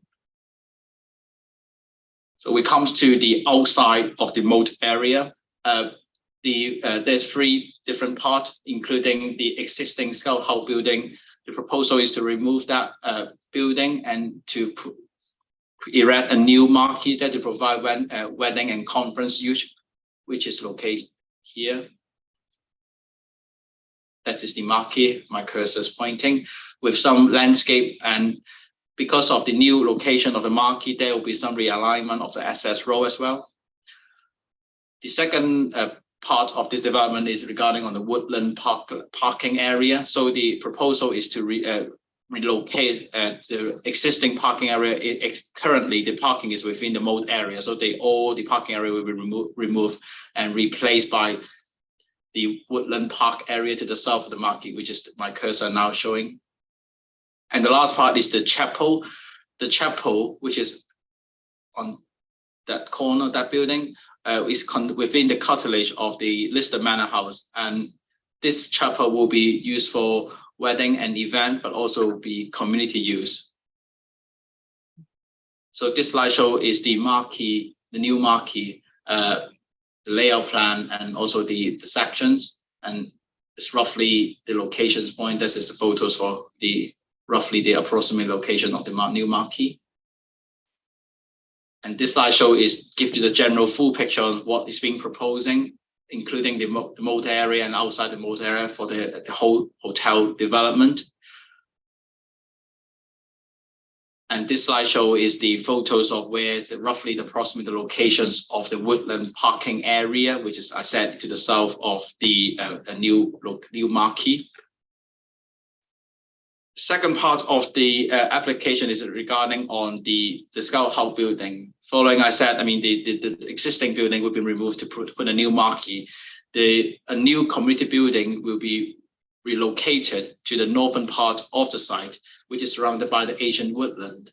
And this slide shows is the layout plan of the community building, including parking, the building at the roughly at the center of the site, and also some storage container to the north of the site.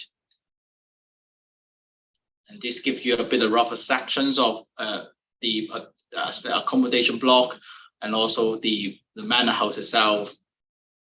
And that is the other views from the Manor House. And this slide shows is on the other side of when you look back to the Manor House and how the different, that is the gatehouse, the southern gatehouse. So as I said in the beginning of my presentations, this site is entirely within the green belt, and officers do assess a different part of development, and the applications, I mean, the development itself will be constituted as an appropriate development in the green belt. And in paragraph 1.147 of the NPPF, it says that the appropriate development cannot be approved unless very special circumstances exist to clearly outweigh the green belt harm and another harm. And I would like to also draw members saying that paragraph 148 of the NPPF, substantial weight is given to any harm to the green belt. And the officers thus review the applications and consider the very special circumstances cannot be demonstrated in these applications, and because it will be result in a prominent and incongruous development which will be harmful to the historic and parkland character of the area. And there's also other additional harm to this development identified, including the harm to the heritage assets, the harm to the tree and Asian woodland, and there's also a failure to this acceptable highway impact and absence of financial contribution to the carbon offset fund. And officers consider the consideration put forward not clearly outweigh the harm identified in this application, so they cannot constitute very special circumstances. As I describing the harm, I mean, there's also other concerns raised by technical officers, including conservation officers, about the harm to the heritage assets. The council conservation officers raised concerns about the scale, the massing, and also the harm to the significant setting of the heritage asset, which is the manor house and the parkland setting, and give a less than substantial harm at the higher end. While there's a number of benefits can be identified in this scheme, the officers consider the benefit cannot outweigh the heritage harm to the setting and the significance of the heritage asset. The Highways Authority has raised concern about there's an absence of existing traffic data provided in the transport statement, and there's unable to demonstrate whether there is a significant impact from the proposed development on the transport network and highway safety. There's also two other concerns what I said in this slide regarding on trees, and there's a bit of insufficient information to provide to demonstrate there is direct indirect effect of the potential increasing level of activities provided by the new community building to the adjacent Asian woodland, and there's a lack of justification and inconsistent information provided in the application to demonstrate the removal of the trees has been justified, given that the site is within a parkland setting. And the last but not least is about there's a lack of financial provision towards the carbon offset fund to mitigate the climate change. So overall, the planning balance was there's no very special circumstances exist in these applications, and the weight afforded to the benefit cannot individually and cumulatively subject to outweigh the harm, the green belt harm, and also the other harm, as I said before, and also said in this main report. So the officer is to recommend to refuse this application. And I would like to draw members' attention, there's an update sheet to be provided after the publication of the main report. There's a numbers of information received by the council, I mean, after the publication of the report, but I mean, the information has not been subject to any formal consultations. So I mean, because the application has to be considered as the scheme being providing. So I mean, that's why the reasons the additional information is not being reviewed. And there's also an update regarding on following by the national government update for the 10% net gain revised timetable. So there's a number of paragraphs in the main report to update to reflect those changes. So thank you, Chair. Thank you, Chair. I just wanted to ask Jeffrey to clarify something for me. So the update sheet refers to a response from the applicant responding to comments from the Berkshire Garden Trust and also the Georgian Group.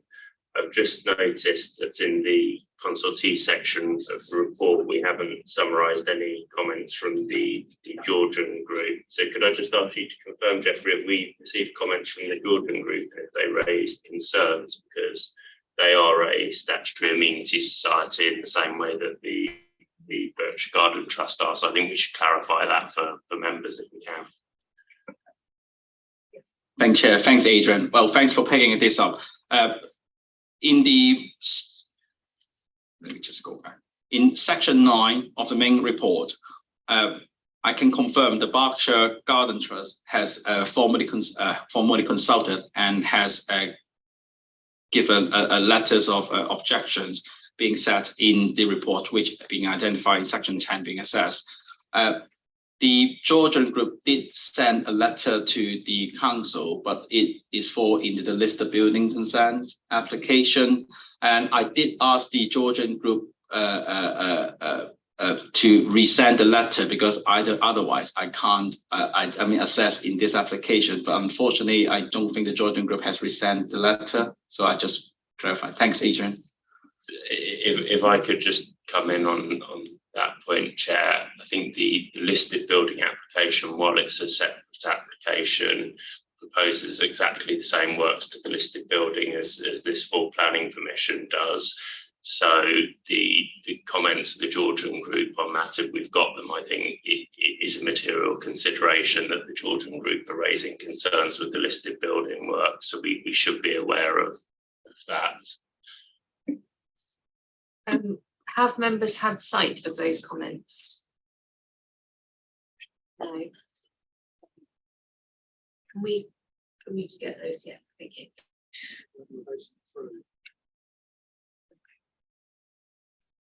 Officers will find them. Let's go on to our speakers and we can pick it up in a minute. Okay, so we do have 4 speakers this evening. First of all, in objection, we have Yasmin Villarruel. Sorry if I've completely messed up your name. Thank you. You have 3 minutes and you'll be given 1 to 1 minute warning. And you just need to press the microphone to start. Okay.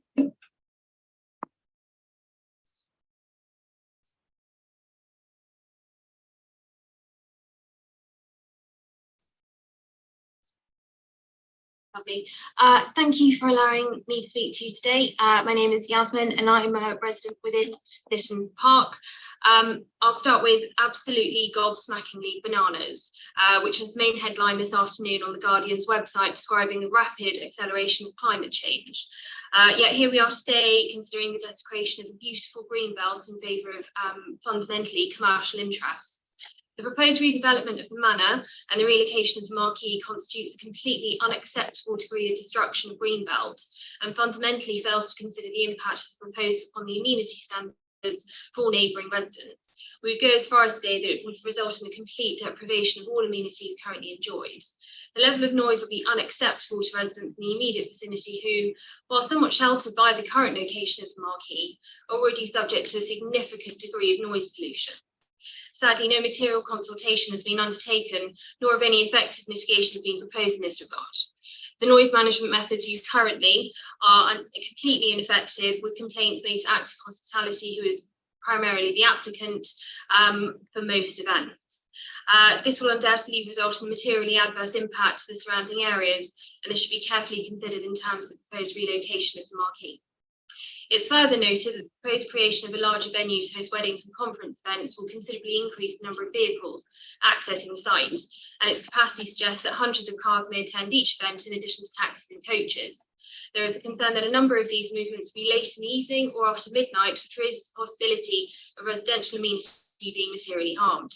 Again, there are no mitigations proposed, including any consideration to install suitable traffic control measures to prevent vehicular movement associated with visitors to and from the hotel from travelling further northwards along Conduit Lane and potentially into privately owned land. In addition, quite inexplicably, the applicant proposes to remove a number of security features which currently exist on site. 1 minute remaining. The gates of Ditton Park are locked overnight. Necessary assurances are required that no such alteration to this would occur. To do so would result in a potentially significant amenity impact upon users of Ditton Park due to the potential for antisocial behaviour to occur within the Grade 2 listed parkland itself. We note that Thames Valley Police have also sought assurances in this respect. Hyde Park in Kensington Gardens in London, like Ditton Park, are secured via lock gates overnight. The applicant seeks to remove these, just not provided a proposal to secure the site after this. Is the applicant's expectation that it's actually RBWM that provides policing at an additional cost to the borough? Finally, the Manor, together with the Marquee, has been operated successfully as a wedding venue for many years. And so it's unnecessary to seek to move a functioning Marquee from its present location, considering the detrimental impact this would make. I'd implore you to use the powers conferred on you to reject this application today, particularly in relation to climate change and conservation, as we have a duty to future generations in this regard. And we'll be very grateful for your support in this matter. 3 minutes, Chair. Thank you very much. Next, I just want to confirm, Councillor Larkham, are you speaking on behalf of the Parish Council or as a ward councillor this evening? So you are speaking on behalf of the Parish Council. Yeah, okay. So you have 3 minutes and you'll get a minute warning as well. Thank you. Ewan Larkin, ward councillor, Datchet, Orkney, Raisbury. I'm not speaking on behalf of the Datchet Parish Council, but I will remind you. Councillor Larkham, in that case, if you're not speaking on behalf of the Parish Council, we'll take it in the order that we should, and you can speak at the end in the other councillor section. That's okay. That's what I was trying to confirm with you. Oh, I see. All right. That's very good, and in fact, I prefer that because then I hear what everybody else has to say. Lovely. All right. Well, okay. Thank you. So if you just want to take a seat, and we'll go back to the order, and then. Okay. Right, so next we have the applicant, Mr. Harry Sporton. Thank you.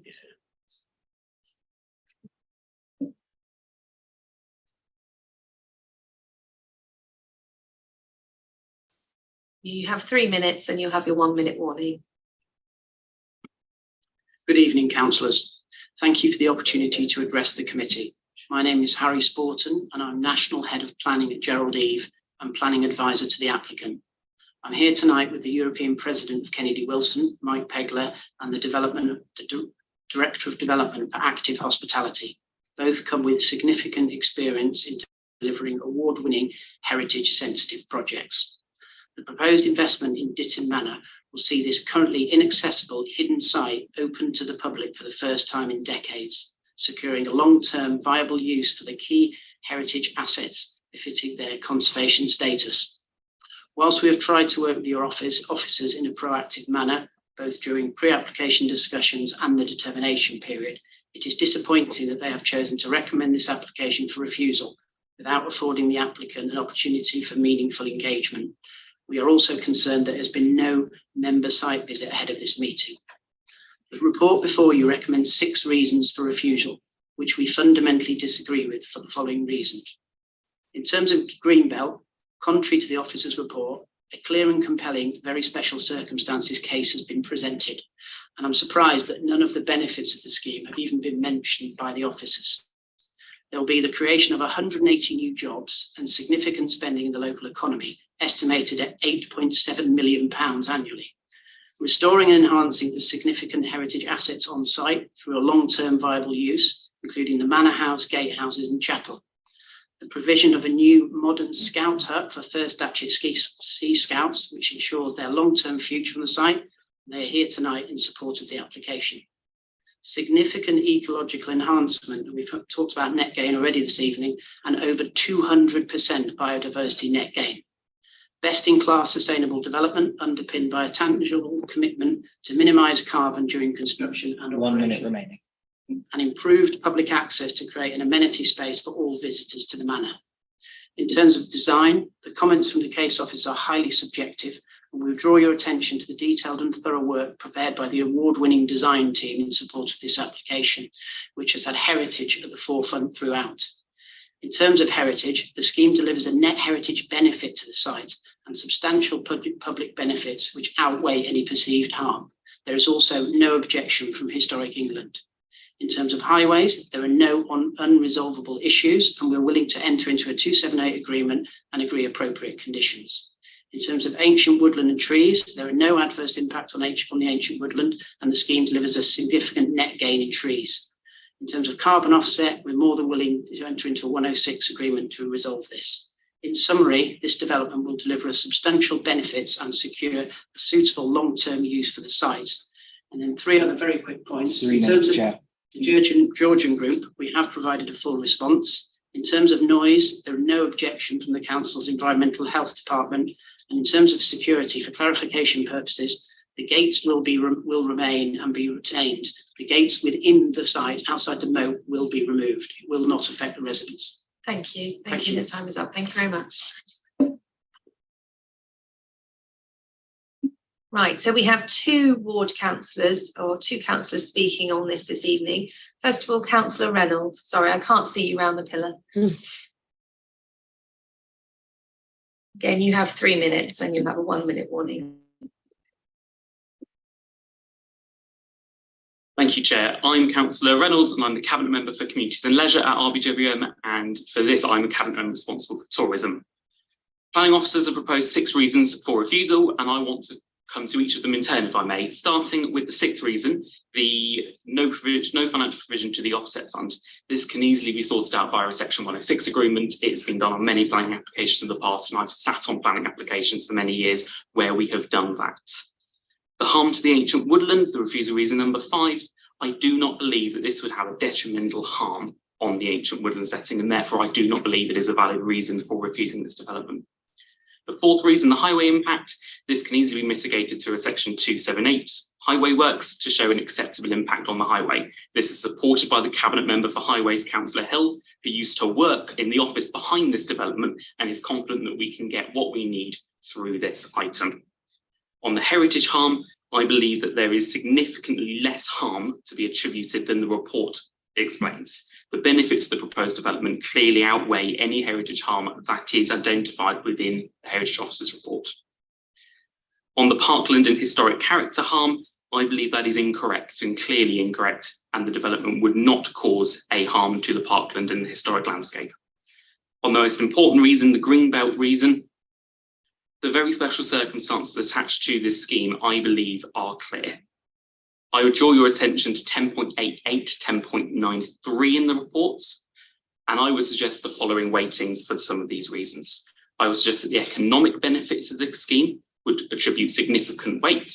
I would believe that the social benefits of the scheme also contribute significant weight when we look at the work which is going to be done with the Scouts, when we look at the work to the chapel. That provides significant weight. And the 205% increase in biodiversity net gain, Councillor Buckley was talking earlier about a 18 or 19% increase in biodiversity net gain. We're talking about a 205% increase in biodiversity net gain. I believe I would attribute moderate weight to that. So for me, the economic, the social, and the environmental, the significant, and the moderate weights attributed to that are very special circumstances which do outweigh the harm to the greenbelt by dint of openness and inappropriateness. Thank you very much. Thank you, Councillor Reynolds. And then finally, Councillor Larkham. Thank you. Who's ward councillor? Thank you, Chair. Ewan Larkham, ward councillor, Datchet, Horton, Wraysbury. I'm not speaking on behalf of Datchet Parish Council, where I am deputy chair, but I will remind this council, this committee, that Datchet Parish Council had no objection to this scheme. That was not the thing that we should have put down. We should have said we support the scheme. This is not the first time that has happened, because I remember 2 other applications over in Wraysbury, both of which got turned down, even though there was no objection from Wraysbury Parish Council. So I'm on Wraysbury, and I'm also on Horton Parish Council. I have lived here in my ward since 1977 in Datchet. And prior to that, I was 20 years in Wraysbury. So I do have some experience of the place and the people and the problems. And I am appealing now to the councillors to use their power to take this project forwards. Okay, on balance, there may be a small amount of harm. There's always harm. But I appeal to you to let this go forwards. Datchet is down to 1 pub now. We don't even have a hotel. That's gone. And we used to have two. I've forgotten how many pubs we used to have, but it's all gone. My children live in Datchet. My grandchildren live in Datchet. My great-grandchildren live in Datchet. And my mother-in-law, who was a Polish refugee and is 92, she still lives in Datchet. Okay, it is a nice place, and I do not think it will be harmed anymore if this development goes ahead. This development is surrounded by the M4, by a huge commercial operation, by gravel pits. All we seem to have, my whole lifetime, it has been gravel pits, gravel digging, gravel lorries, aircraft noise, traffic. And I don't see that this will do any significant harm. And I urge the councillors to vote in favour of it. Somebody somewhere is trying to put some money into my village, and that I look forward to. Thank you. Thank you, councillor. Okay, so all the public speakers. So shall we open the debate? Who would like to speak first? Councillor Teasey. Hello, thank you, Chair. I'd like to go straight to the nub of this, which is the green belt issue and very special circumstances. Now, the law requires that significant weight is apportioned to loss of green belt. It's a high bar, but it can be overcome in very special circumstances. Now, this is not set down in law that it doesn't say, well, very special circumstance is this or that. There are case law. Now, funny enough, one of the cases that we have is a local one. So in 2018, here in Windsor and Maidenhead, we had the previous, and I'll take my hat off to them, previous administration approved against officer recommendation an extension to Legoland, where they had the new holiday village, the hotel and the rides. And the argument there was from a tourism point of view, and from an economic point of view, that outweighed it. Now, I think that there are some similarities here. Legoland, if you like, is a discrete place, isn't it? Ditton Manor, it's similar in that regard. We're not talking about plonking some houses into the middle of nowhere. It's a discrete place, and actually, we've seen the designs, and we actually, we have sort of seen pictures of this. We went around there themselves. I think this is just from a tourism point, just the sort of thing that potentially I think we would need. Now, I would concur, funny enough, actually, Councillor Reynolds, it's exactly that. I would just, in terms of the weightings, I would just like to say, just to finish, that in the report, 10.88 and 10.89 on economic benefit. So the visitor, the likely uptick, this is just the sort of hotel I think we need in this area. It could really transform the local area.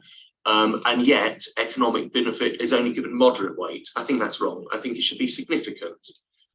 These social benefits, we've had a number of things. I mean, well, we can see the Scouts are here as well, but it's not just the Scouts, but from a community benefit, things like the restoration of the chapel, the manor house, and also the sort of the publicly accessible gym. Again, that was given very limited weight. I think that should be significant weight. And finally, just to say on environmental benefit, that was given limited weight, despite I'm not going to repeat it, to 205% versus 10% is the national requirement. I think that's realistically that funny enough, I completely concur with Councillor Reynolds' numbers there. I would give that moderate weight. So I know it's a high bar.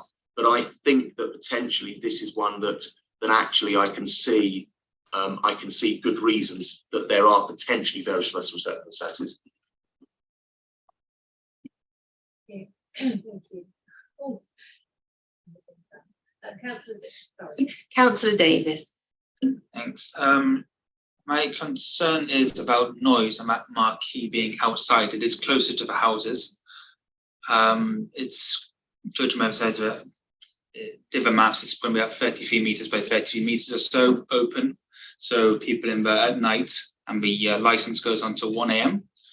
What can we do about noise? And did ask in an email what kind of whether we could not let the license carry on over to a new building, and we said we could not do that. Are there any conditions we can add to the plan to limit noise?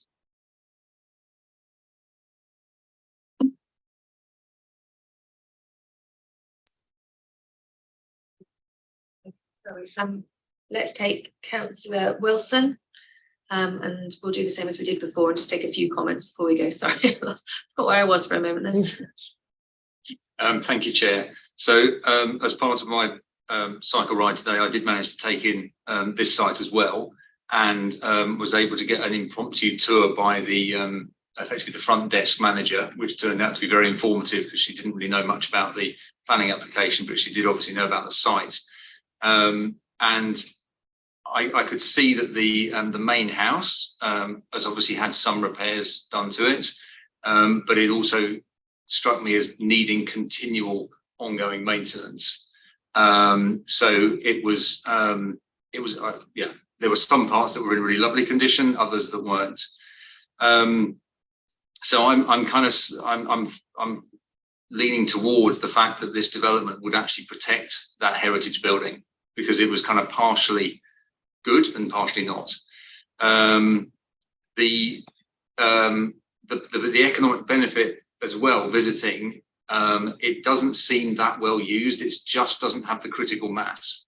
So it can take a small number of people, but actually the plans would allow the restaurant to actually be a restaurant, as I understand it, and then potentially 2 events to happen, not necessarily simultaneously, but without having to completely clear one up and the other.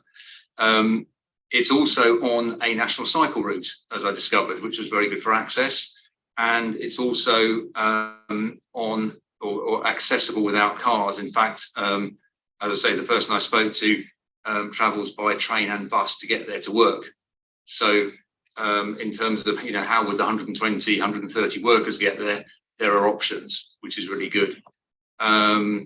So I think I'm very much with Councillor Teasey's view that there are many positives to this, and also looking around the space, the sort of the footprint. The gym is being built on a car park, so I don't know quite how you view that as greenbelt, but it's not very green at the moment, and there will just be a low gym on it. The only green space for me that will be lost is the new car park. So it's not like the whole site is going, but just a small piece of the whole site.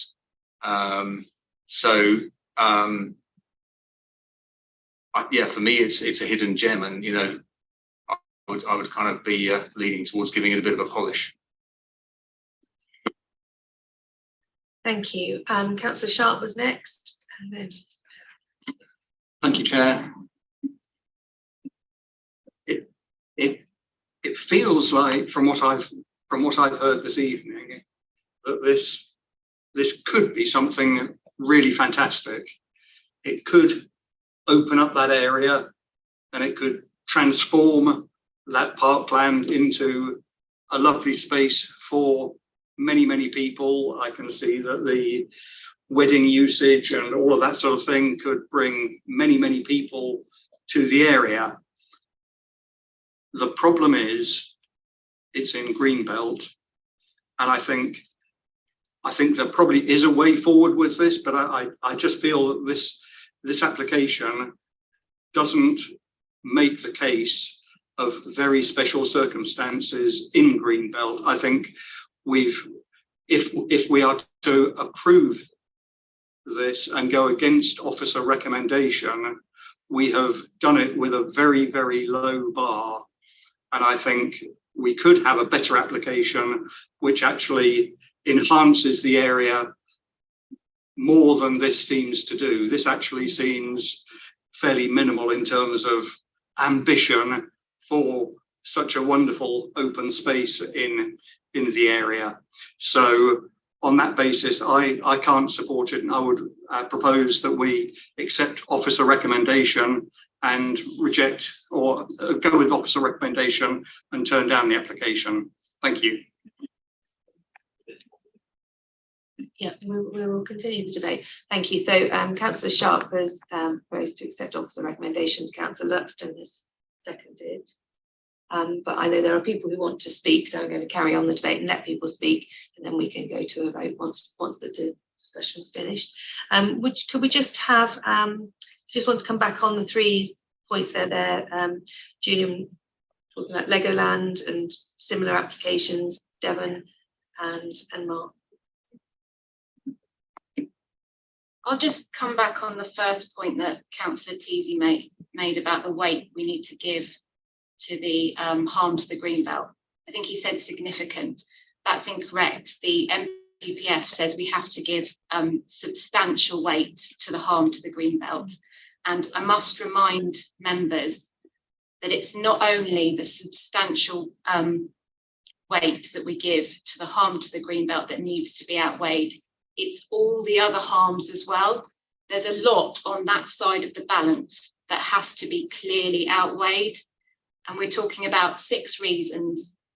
I appreciate that the last one we talked about was a technical reason, could be overcome by Section 106. We don't have a Section 106 at the moment.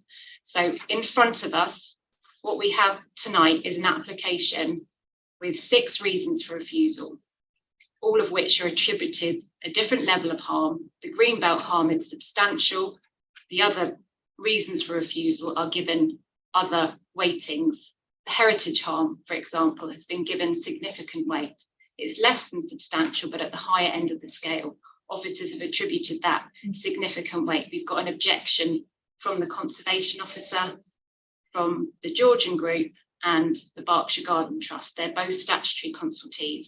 So I think it would be difficult for members to go against those experts and say there wasn't that level of heritage harm.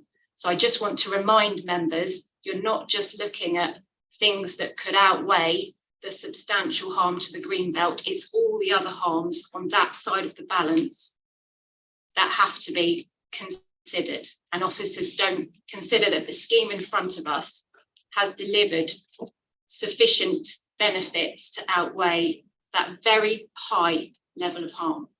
I don't know, Adrian, if you want to come in on the Legoland application. I mean, I'll comment briefly on Legoland. It was a bit before my time, I'm afraid, the actual decision while we're still dealing with the reserve matters. I mean, obviously we have to take every site on its own merits, and every greenbelt site will have a different context, a different level of potential benefit from the development to consider, and a different level of harm. So, I mean, I think Legoland obviously was concluded that there were very special circumstances.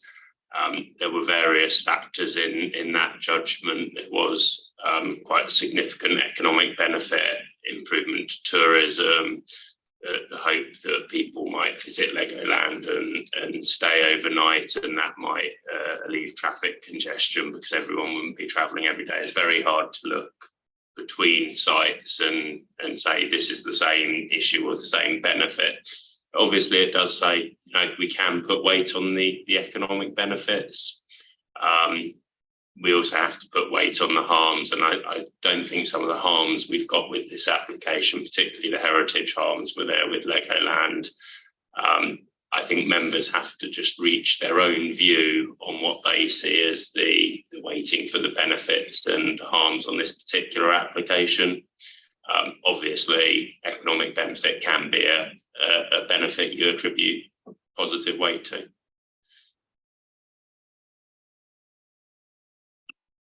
So, sorry, did you need to come back on that, Julie? at some point. Okay, fine. Thank you. And so that's addressed Mark's point as well. Yeah, heritage, yeah, good. No? Do you want to quickly come back? I guess I'm struggling to understand the heritage harm. I may have missed something in the documents, or I'm just misunderstanding, but for me this is potentially a heritage enhancement with, obviously I think there are some things to tidy up, that some of which have already been mentioned, but in terms of the broad principle, I don't know if officers could just explain what the harm is.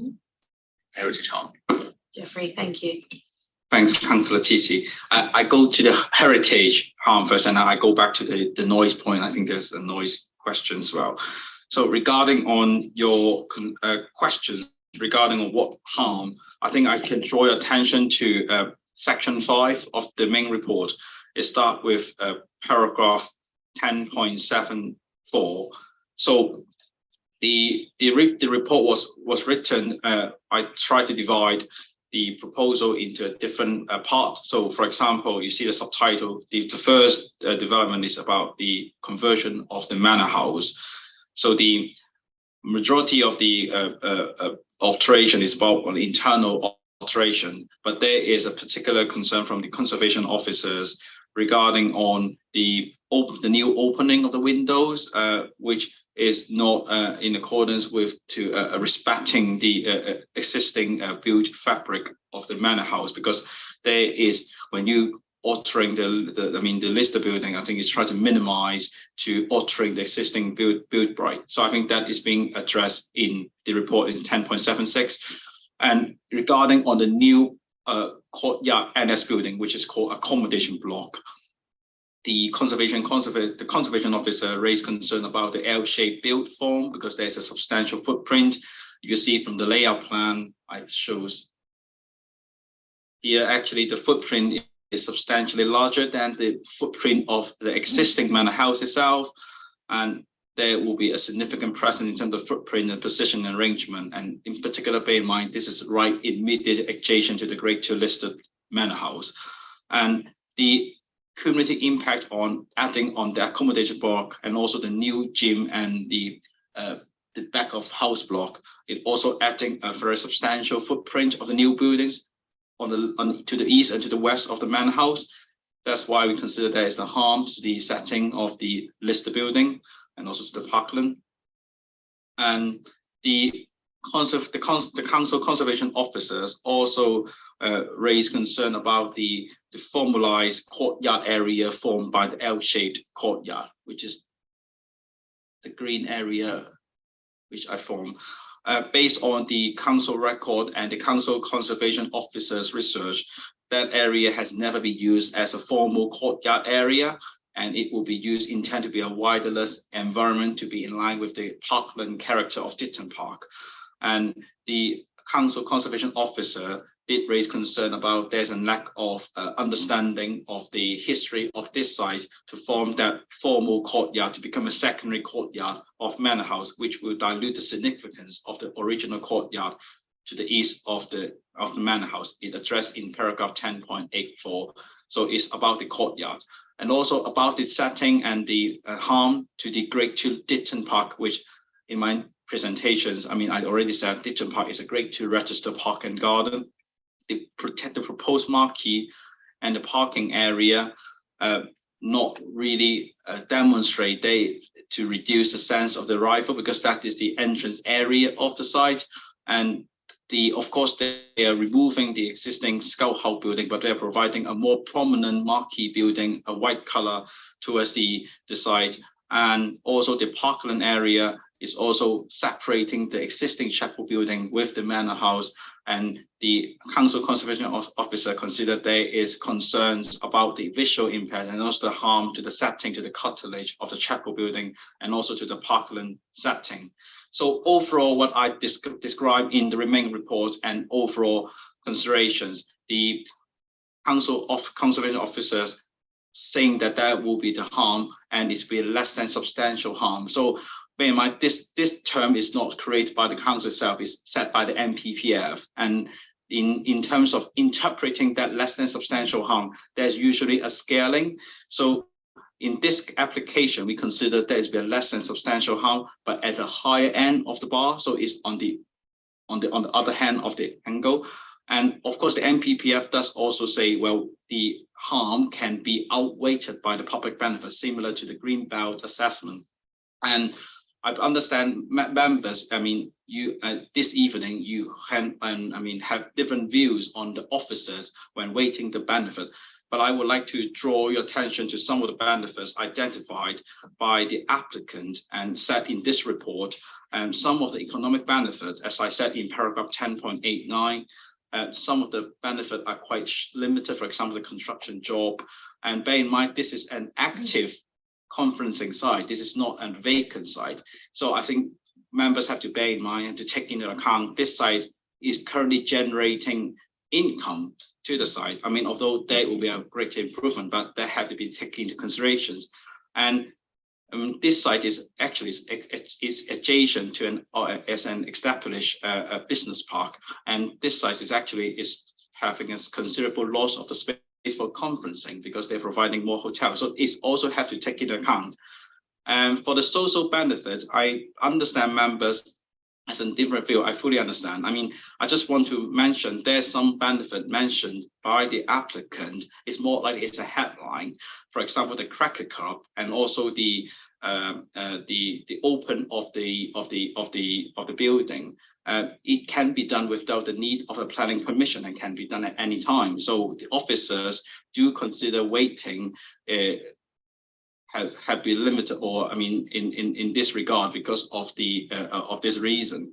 I understand the application also includes the replacements of a new community building, which there's officers no objection in principle to the replacement building, but this actually can be separate. I mean, by separate applications, and the building itself is also have another concern about the location. So it also comes to the officers' assessment. The weighting is not that, I mean, as significant as what members may think of. I think that is my, I think my assessment and overview on the benefit of this development. And that's it.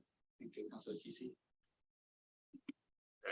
Thank you, Councillor Teasy. I just wanted to come in because I think the initial question was about the heritage harm, and I think Jeffrey went through it in a lot of detail there, but I did note when Jeffrey went through it, he was principally talking about the views of the council's conservation officer. I just wanted to highlight we do also have letters from the Berkshire Gardens Trust and the Georgian Group, who have each looked at it individually, and each of the three conservation specialists, our conservation officer, the partners group, sorry, I'm forgetting the name, it's late in the night, who are a statutory consultee, and the Georgian Group have each separately looked at it, and each have concluded a level of heritage harm at a similar level, higher grade of less than substantial. So I think it's not to say that there isn't a scheme that could come forward that could deliver many of the benefits we're seeing here with less heritage harm, but on this scheme, the views from the three heritage advisors who are independent that we've saw have all concluded that there is harm at that scale. Thank you. Do we have the sight of the letter from the Georgian Group now? Because that was the one that members haven't seen because it was on the other. You've seen it now? No. It hasn't been added on to the. Just trying to think if it's quite a long letter because Right, it's 4 okay. pages. Oh, okay. It's 4 pages long, so I'm just trying to think of the best way if there's to. a summary or. So if I try and verbally summarise it, Yeah, it will be helpful. brief. So.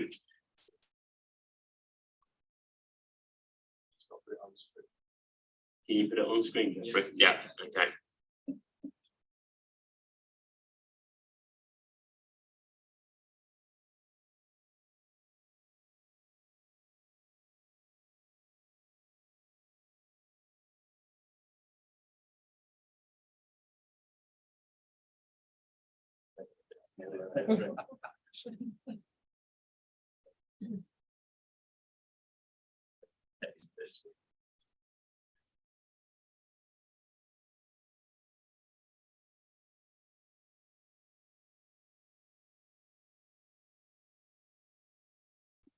think hopefully they have highlighted some of the keywords in bold, so the objection stands out. This part is more like history, so I've just run through. So stop there, Jeffrey.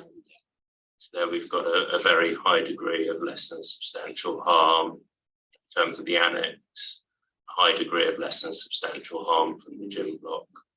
Yeah, sorry. You just give it back again, please. And over here.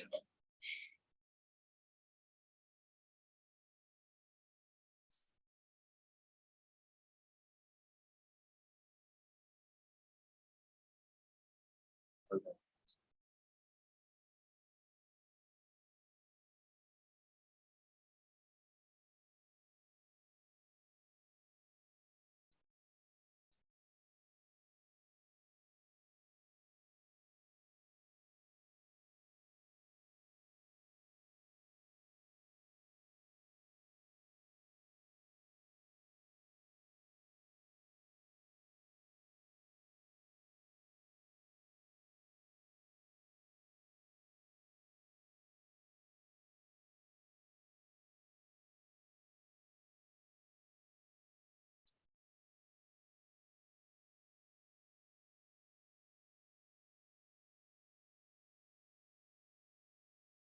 Has everyone had a chance to read?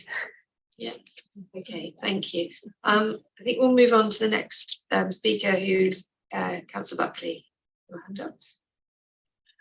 Thank you, Chair. As panel members, we see so many different applications come forward to us, whereby maybe developers don't look at the concerns of residents or the concerns of officers, etc. I raised this concern earlier against, normally these things can be mitigated against by people sitting down. And I raised this with officers earlier. The residents' concerns, we sit as councillors and we listen to residents' concerns all day. And we listen to, issues with developers not listening or building on small spaces, not enough garden space, enough bedroom sizes, etc. My view of this is we've got an applicant here was willing, from what we've gathered by the representation as well, to sit down and talk to us at any point to mitigate against it. I've heard references to section 278 agreements, 106 agreements that people were willing to enter into to mitigate against some of the things. I listened to residents' concerns on noise protection, vehicle traffic concerns, conditions of use of hours of events, antisocial behaviour, all these things we've seen and heard before. And we come up with answers and conditions and different things. I really am struggling to understand why we as a panel are having to deal with some of these things at this late stage. We're getting documents given to us at a late stage. And I really don't understand why a lot of this mitigation was done in the background before now and discussed and issues sorted, because I believe that all people could have sorted this. So I'm really of the point of referring that maybe we make a proposal to defer the application until people sit down and mitigate against all these things and bring back to the panel. So my proposal would be, as an issue, of why are we sitting here making this decision tonight when I believe a lot of these things could be sorted out beforehand. And I know people might object to my views, but all these things, noise protection, all these things can be dealt with. I know all the issues with the highways. I know all the issues with 106. I don't understand why these haven't been mitigated against in this particular issue beforehand when we've come across this in panel so many times. And these things have been done. They have been mitigated against. I understand heritage concerns, but we've got an applicant who's sitting here saying, look, we're happy. We've got proof. We're award-winning developers who have dealt with these things before. They're professionals at what they do. I don't understand why we're having to debate this as a panel. That's my real concerns. And obviously, whether we accept or not officers' recommendations, my concerns that we are really in a lot of grey area where we shouldn't be. Thank you. Councillor Da Costa is next. If Councillor Buckley's putting that on the table as proposed. Sorry, can you speak up a little bit, please? Thank you. If Councillor Buckley's putting that on the table as a proposal to defer, I'm happy to second that. The point that I was going to make was, could the officers explain to us, because I understand that because this is a listed building, that we have to go to the Secretary of State. If this is to be passed, so it would be really good for the public and for the panel to hear a little bit more about that. If I just respond to Councillor De Costa's question. So there are certain directions from government in the Secretary of State and on certain things that are considered of particular importance, whereby it is necessary to refer decisions to Secretary of State if the local planning authority is minded to go against key fundamental aspects of planning policy or take a different view to statutory consultees.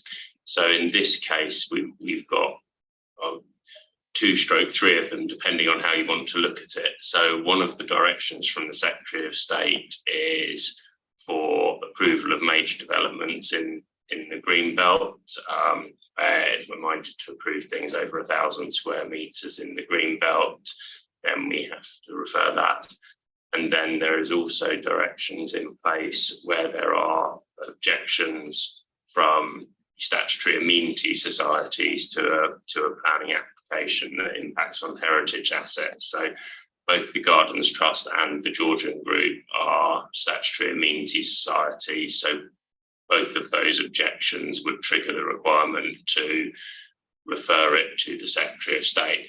Now, that doesn't mean that the committee or the local authority can't reach a view that it should be approved. It just means that's not the final say. You have to reach a view that that's what you want to do, and then send it to the planning casework unit at the Secretary of State, who will make a decision as to, am I happy for the local planning authority to make that decision? Do I want to issue them with a direction that I'm going to tell them that they should do something else, or do I want to call this application in to determine myself? So it's just that there is, because of the, sorry, I'm losing my voice, because of the importance of those particular issues, there is an extra step involved if you want to overrule the advice of the specialists or the advisors. And could you just also speak to Councillor Buckley's point about the possibility of, deferring the application and whether that would be a sensible option? So I suppose the question for me is that the director of planning always comes down to how far do you go with these things, and at what point do you finally determine the application? So, I mean, in this particular application, we've already had a number of pre-application discussions prior to the submission of the application, where we as officers raised various concerns, and the applicant did what they were happy to do to address those issues. Obviously, you get to a point where the applicant wants to submit what they want to submit and see if they get resolution on it. We also try and work through issues to a certain extent as far as possible. But we also have to bear in mind, we do have to process planning applications. We do have to determine what's before us, and there are trigger points where if we don't determine an application, we may, for example, have to refund planning application fees if we don't do them within a certain amount of time, or we may open up that the applicant may decide to appeal directly to the Secretary of State without knowing what our actual view on the planning application was. So I always think it's a balance. You know, we can't negotiate on things forever until we get to an acceptable outcome in all instances, and we can't even guarantee we'll always get there, because it may be if you defer, we talk more, in a few months' time, the applicant isn't willing to do any more, and the amenity society still objects. I suppose it's like all these things. There's a quantum and a level.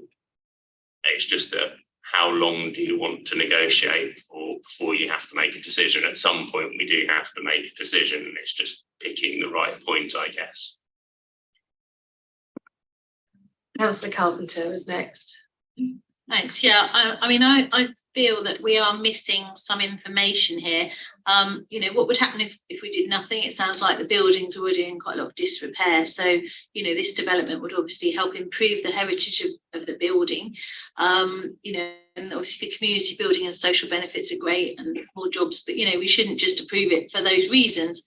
So I feel like, you know, we're missing that letter for the Georgian Society. Also, there's a response from the Land Gauge company as well, and they seem to address quite a lot of the points that were made about the Berkshire Garden Trust being mainly concerned with the moated area.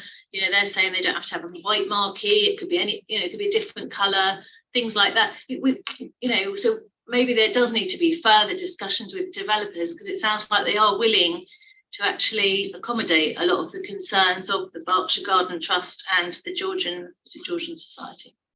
So, you know, I feel that we can't, you know, although it will, you know, I agree that we shouldn't be having inappropriate development in the green belt, but I also feel that, you know, there's a lot of compromise that developers seem to be willing to make, reading this letter that they wrote on the 25th of September. So, you know, I think there needs to be further discussion, in my opinion. So thank you. Thank you. Councillor Sharp is next. Thank you, Chair. When I was talking earlier on, I said I thought there was a development here which could work and could actually get through the planning problems that we've got. Clearly, a lot of the issues that we've been discussing tonight would be resolvable with the developers given some time.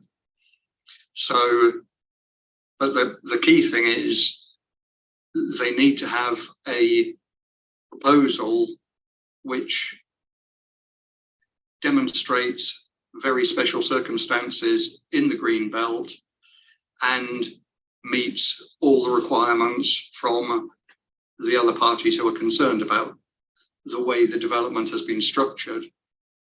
And it seems to me that deferring this is not the right thing to do, because that only lets them come back with substantially the same thing, but with a few minor changes, because it has to be the same application. And actually, I don't think it's this application which is the right one to put through. What we should do in this case is actually go with officer's recommendation and carry on talking with the developer to come back with a solution which actually better meets the requirements of development in the green belt, so that we get a far better. I think this is, as I said earlier on, I think this is actually lacking in ambition. I think it's not actually a very good scheme. It's not a very creative scheme. It feels to me like there is a better solution that could come forward, which would enhance the area and provide much more in the way of job opportunities and all of the good things that we want to see in the area. But I think it's not this application, and on that basis we should go with officer's recommendation and reject it this evening. Thank you. Thank you. I'll just go to, hang on, Julian Teasey. Thank you.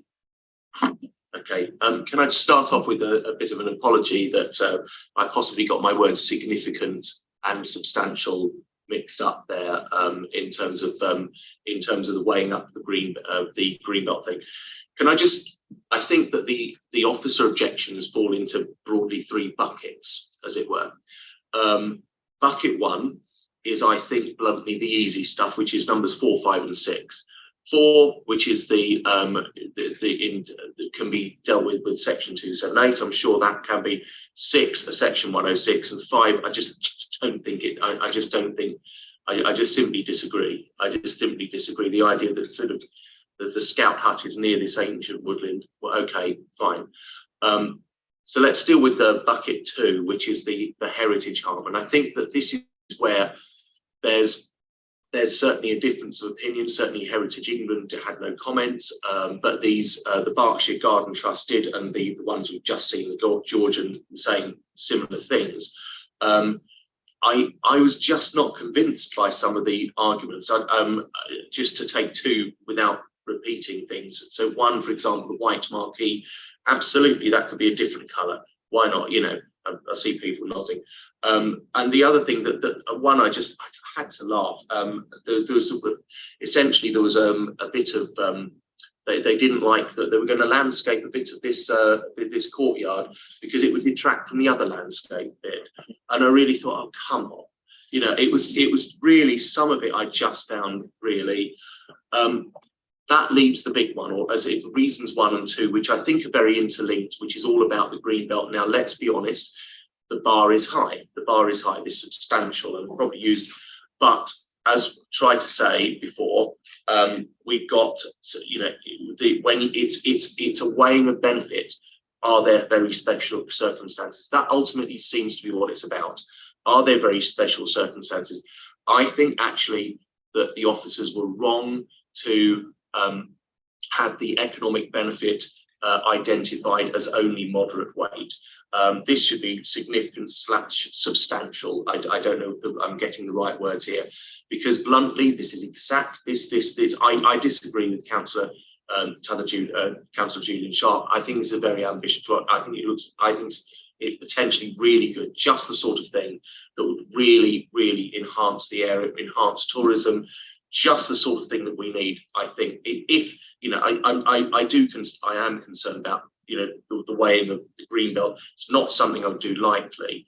But hearing will be economic benefits. Some of it's time limited. Well, yes, indeed. Yes, construction jobs only happen when construction happens, but then tourism jobs happens forever after that, etc., etc., etc. So I'm just not convinced here that should be given only moderate weight. It should be substantial or significant, whichever is the right word. And the social benefit, I've said it again, so I won't go again. But I just think that my proposal, if something else hasn't been laid down, it seems that there are some things, and I echo what I've heard from the others, from other councillors on the panel, that it's disappointing that there are certain things that haven't been bottomed out when it looks like the developer is willing to talk and we can just get to some sort of agreement. So I would recommend that let's get this right. I think essentially defer and delegate, sort of essentially to accept the proposal, subject to officers and vendors on especially on section 278 and section 106 to do carbon offset. That would be my proposal, that's what we do.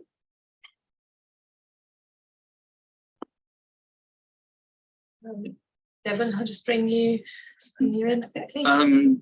It's nice to see that the developers, the designers of the new L2 block have taken heritage into account, and we've ended up this building will last for hundreds of years, just like the original had it not burned down. This is why we should not be hasty with accepting this. I do not disagree with the planning application in principle, but there are a few tweaks that need to be made. More consideration towards noise, more consideration towards traffic, getting the windows correct, the materials used on the gym block, the demolition not properly explained. There are a few small things. You accept the planning officer's recommendation and let them come back to us with a tweaked plan. Thank you, Devon. Would you like to come back on a couple of those points that some of the previous speakers made? Talked about the deferrals, so Carol and Alison's points, Julian's point. Sorry, I know we've had a few speakers now. Councillor Davies, was yours to refuse or defer? No, sorry. No. Councillor Davis was saying that he agreed with officer recommendation. Right. Let them come back with Yeah, he thinks they should, yes, if it's refused, then we should come back.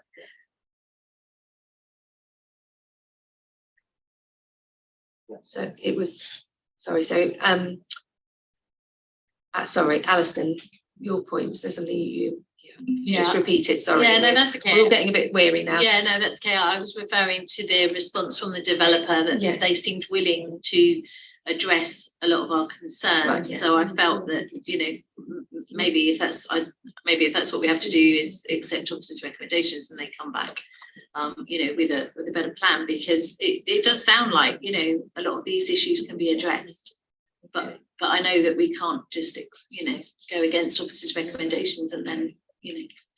Okay, I just if Mark has a final point, and then David, and we do have a proposal on the table which we need to consider.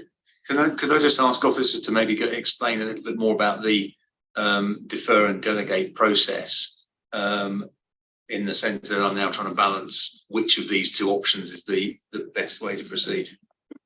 I think there's been misunderstanding about defer and delegate, and yeah, if you could explain, thank you. So I think we have to be careful on this, and we have to be careful in terms of, I would need, effectively, I think there's 3 options that have been discussed, and personally I only think 2 of them are workable. So there is an option where we refuse the planning permission in line with officers' recommendation, put the onus on the developer to go away, work up their arguments, amend things, come back with a more thought out scheme that they submit, we reconsult on, consider, put back to panel. That's the first motion on the table. There's another option, the option suggested by Councillor Buckley, and I think the option Councillor Carpenter is talking about, which is effectively, we say we don't think we're there yet. We think there's more work to do.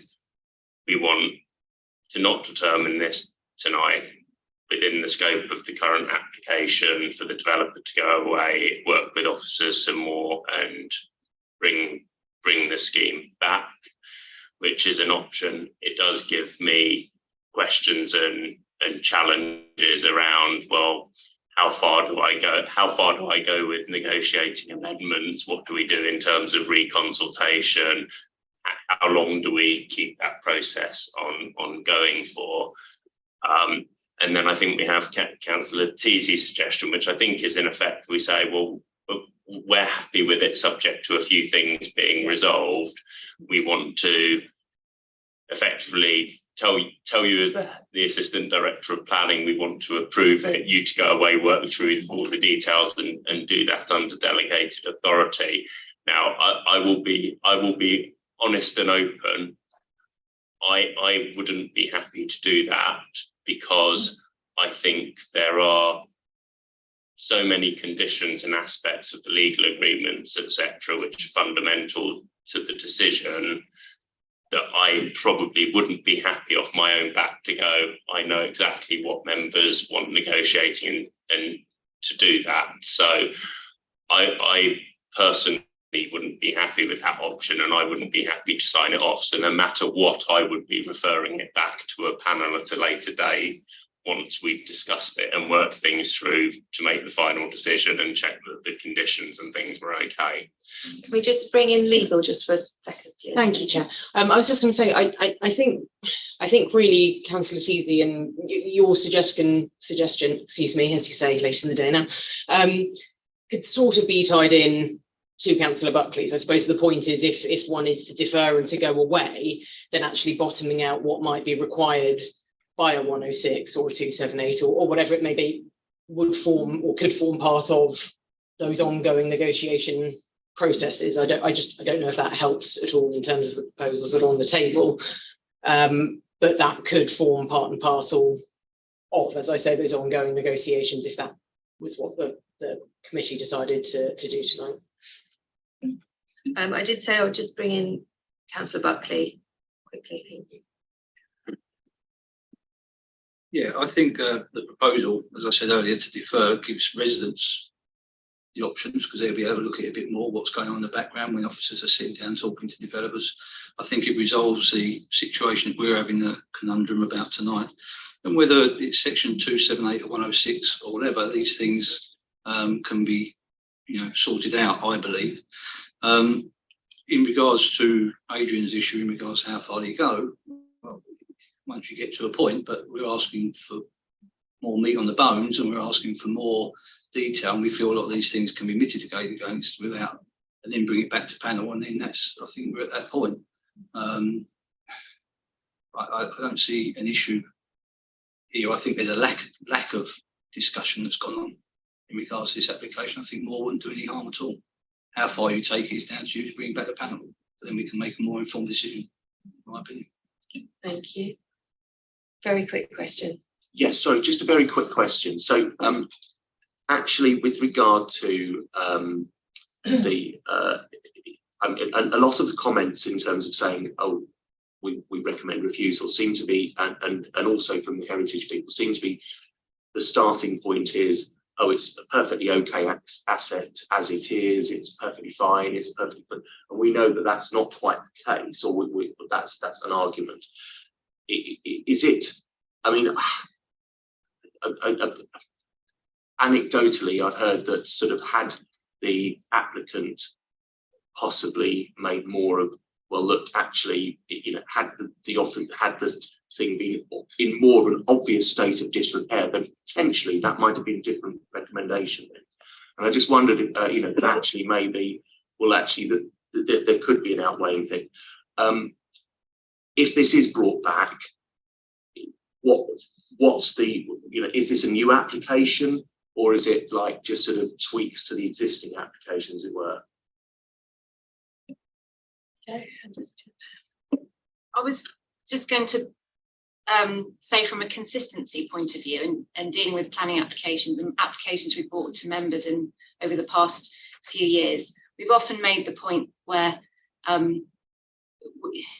we try to work with applicants to make sound planning decisions, and we have to make those decisions. We have to have a duty to determine applications, and I think what officers are saying is, at this point in time, we don't have the right application on the table. We don't have the evidence to back up the benefits that the developer is suggesting in terms of heritage and greenbelt. Right. So we do have a proposal that has been seconded. Well, I know we have one. We take them in the order that they were made. So we'll start with the first one, which is Councillor Sharp has proposed that we accept officer recommendations to reject the application, and that was seconded by Councillor Luxton. Okay, so if we take the vote on that one, and we'll see what happens, and then we'll go from there. Okay. Thanks. This is take a name vote, obviously, to agree with, in line with officer's recommendation to refuse planning. You have the option to obviously for, against, or abstain. So, Councillor Buckley. Sorry, there was a bit of a murmur there. Sorry, can you just clarify that exactly? So we are voting for, to reject the planning in line with officer recommendation, or vote against the motion. Yeah, against the motion. So apologies, I'll start again. Councillor Buckley. Against. Councillor Carpenter. Against. Councillor Da Costa. Against. Councillor Davies. For. Councillor Luxton. Against. Oh, sorry, for. I'm losing it as well. Councillor Sharp. For. Councillor Amy Teasy. For. Councillor Julian Teasy. Against. Councillor Wilson. Against. So that is 5 votes to 4 in against, so the motion falls. So at that point then, because sorry, Mark, would you? I was going to say it's the other motion. Yeah. Goes forward. Okay, so now the motion that we had second was to defer. Do we have a set period of time for that? I mean, realistically, how long realistically are we going to be able, is the developer going to be able to come back with substantially different plans that will satisfy these issues that the heritage team so on have? Can tweaks be made that will in it? Sorry, it sounds like they've already done a lot of the work, judging by the letter that they've written. And so what sort of time frame, considering what you said about fees and applicant fees? So, I mean, it's a bit strange doing this in public, because normally I'd be having a discussion with the applicant and talking about how long they might need to prepare documents, etc. We probably should set a time limit as an expectation. I would say there will be some time necessary for the applicant to go away and probably work on some documents and have some discussions. I think it's likely, based on the refusal reasons, we would need new transport assessments, and that some of the changes may require reconsultation, which would involve the statutory authorities, so potentially a 3-week reconsultation. So I would probably say you're looking at a normal timescale for determining a major application is 13 weeks. I'd probably say you'd need up to 3 months to potentially try and resolve this. I mean, if everything goes smoothly in the background and we can bring it back sooner, then we could. But I think possibly saying 3 months, and then if I can bring it sooner, I will. If I can get there sooner with the applicant, I will. But I think we need to be reasonable in terms of setting some expectations for those watching in the room. It may take longer than that, but we'll have an ongoing dialogue with the developer. Okay, so realistically, you're looking at 3 months to address these things that can fall away or have already been addressed, and then it would have to return to panel to have the discussion all over again. Yeah. Okay, so if we could have a named vote on the motion to defer for a period of 3 months, and that was seconded by Councillor Carpenter. Sorry, Councillor De Costa. Sorry, Chair. Would I be able to suggest that we defer for 3 months or an alternative period felt appropriate by the head of planning? I don't want to set a motion that means I have to delay it by 3 months, or that if we're not quite there at 3 months, that I have to bring it back before it's ready. Yeah, absolutely. Thank you. Okay, so this is to take a vote on the deferral proposal that's been put forwards. Obviously, as Adrian said, 3 months or an alternative date by the head of planning. So this is for, against, or abstaining on the deferral proposal. Councillor Buckley.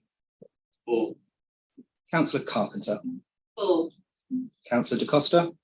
For. Councillor Davis. For. Councillor Luxton. Against. Councillor Sharp. Against. Councillor Amy Teasy. Against. Councillor Julian Teasy. For. Councillor Wilson. For. So that is 6 votes to 3 in favour of the deferral, so the motion carries. Thank you. Thank you very much. Right, just to the last agenda item this evening, planning appeals received, appeal decisions report. Any comments on that? No? That's enough for this evening? Okay.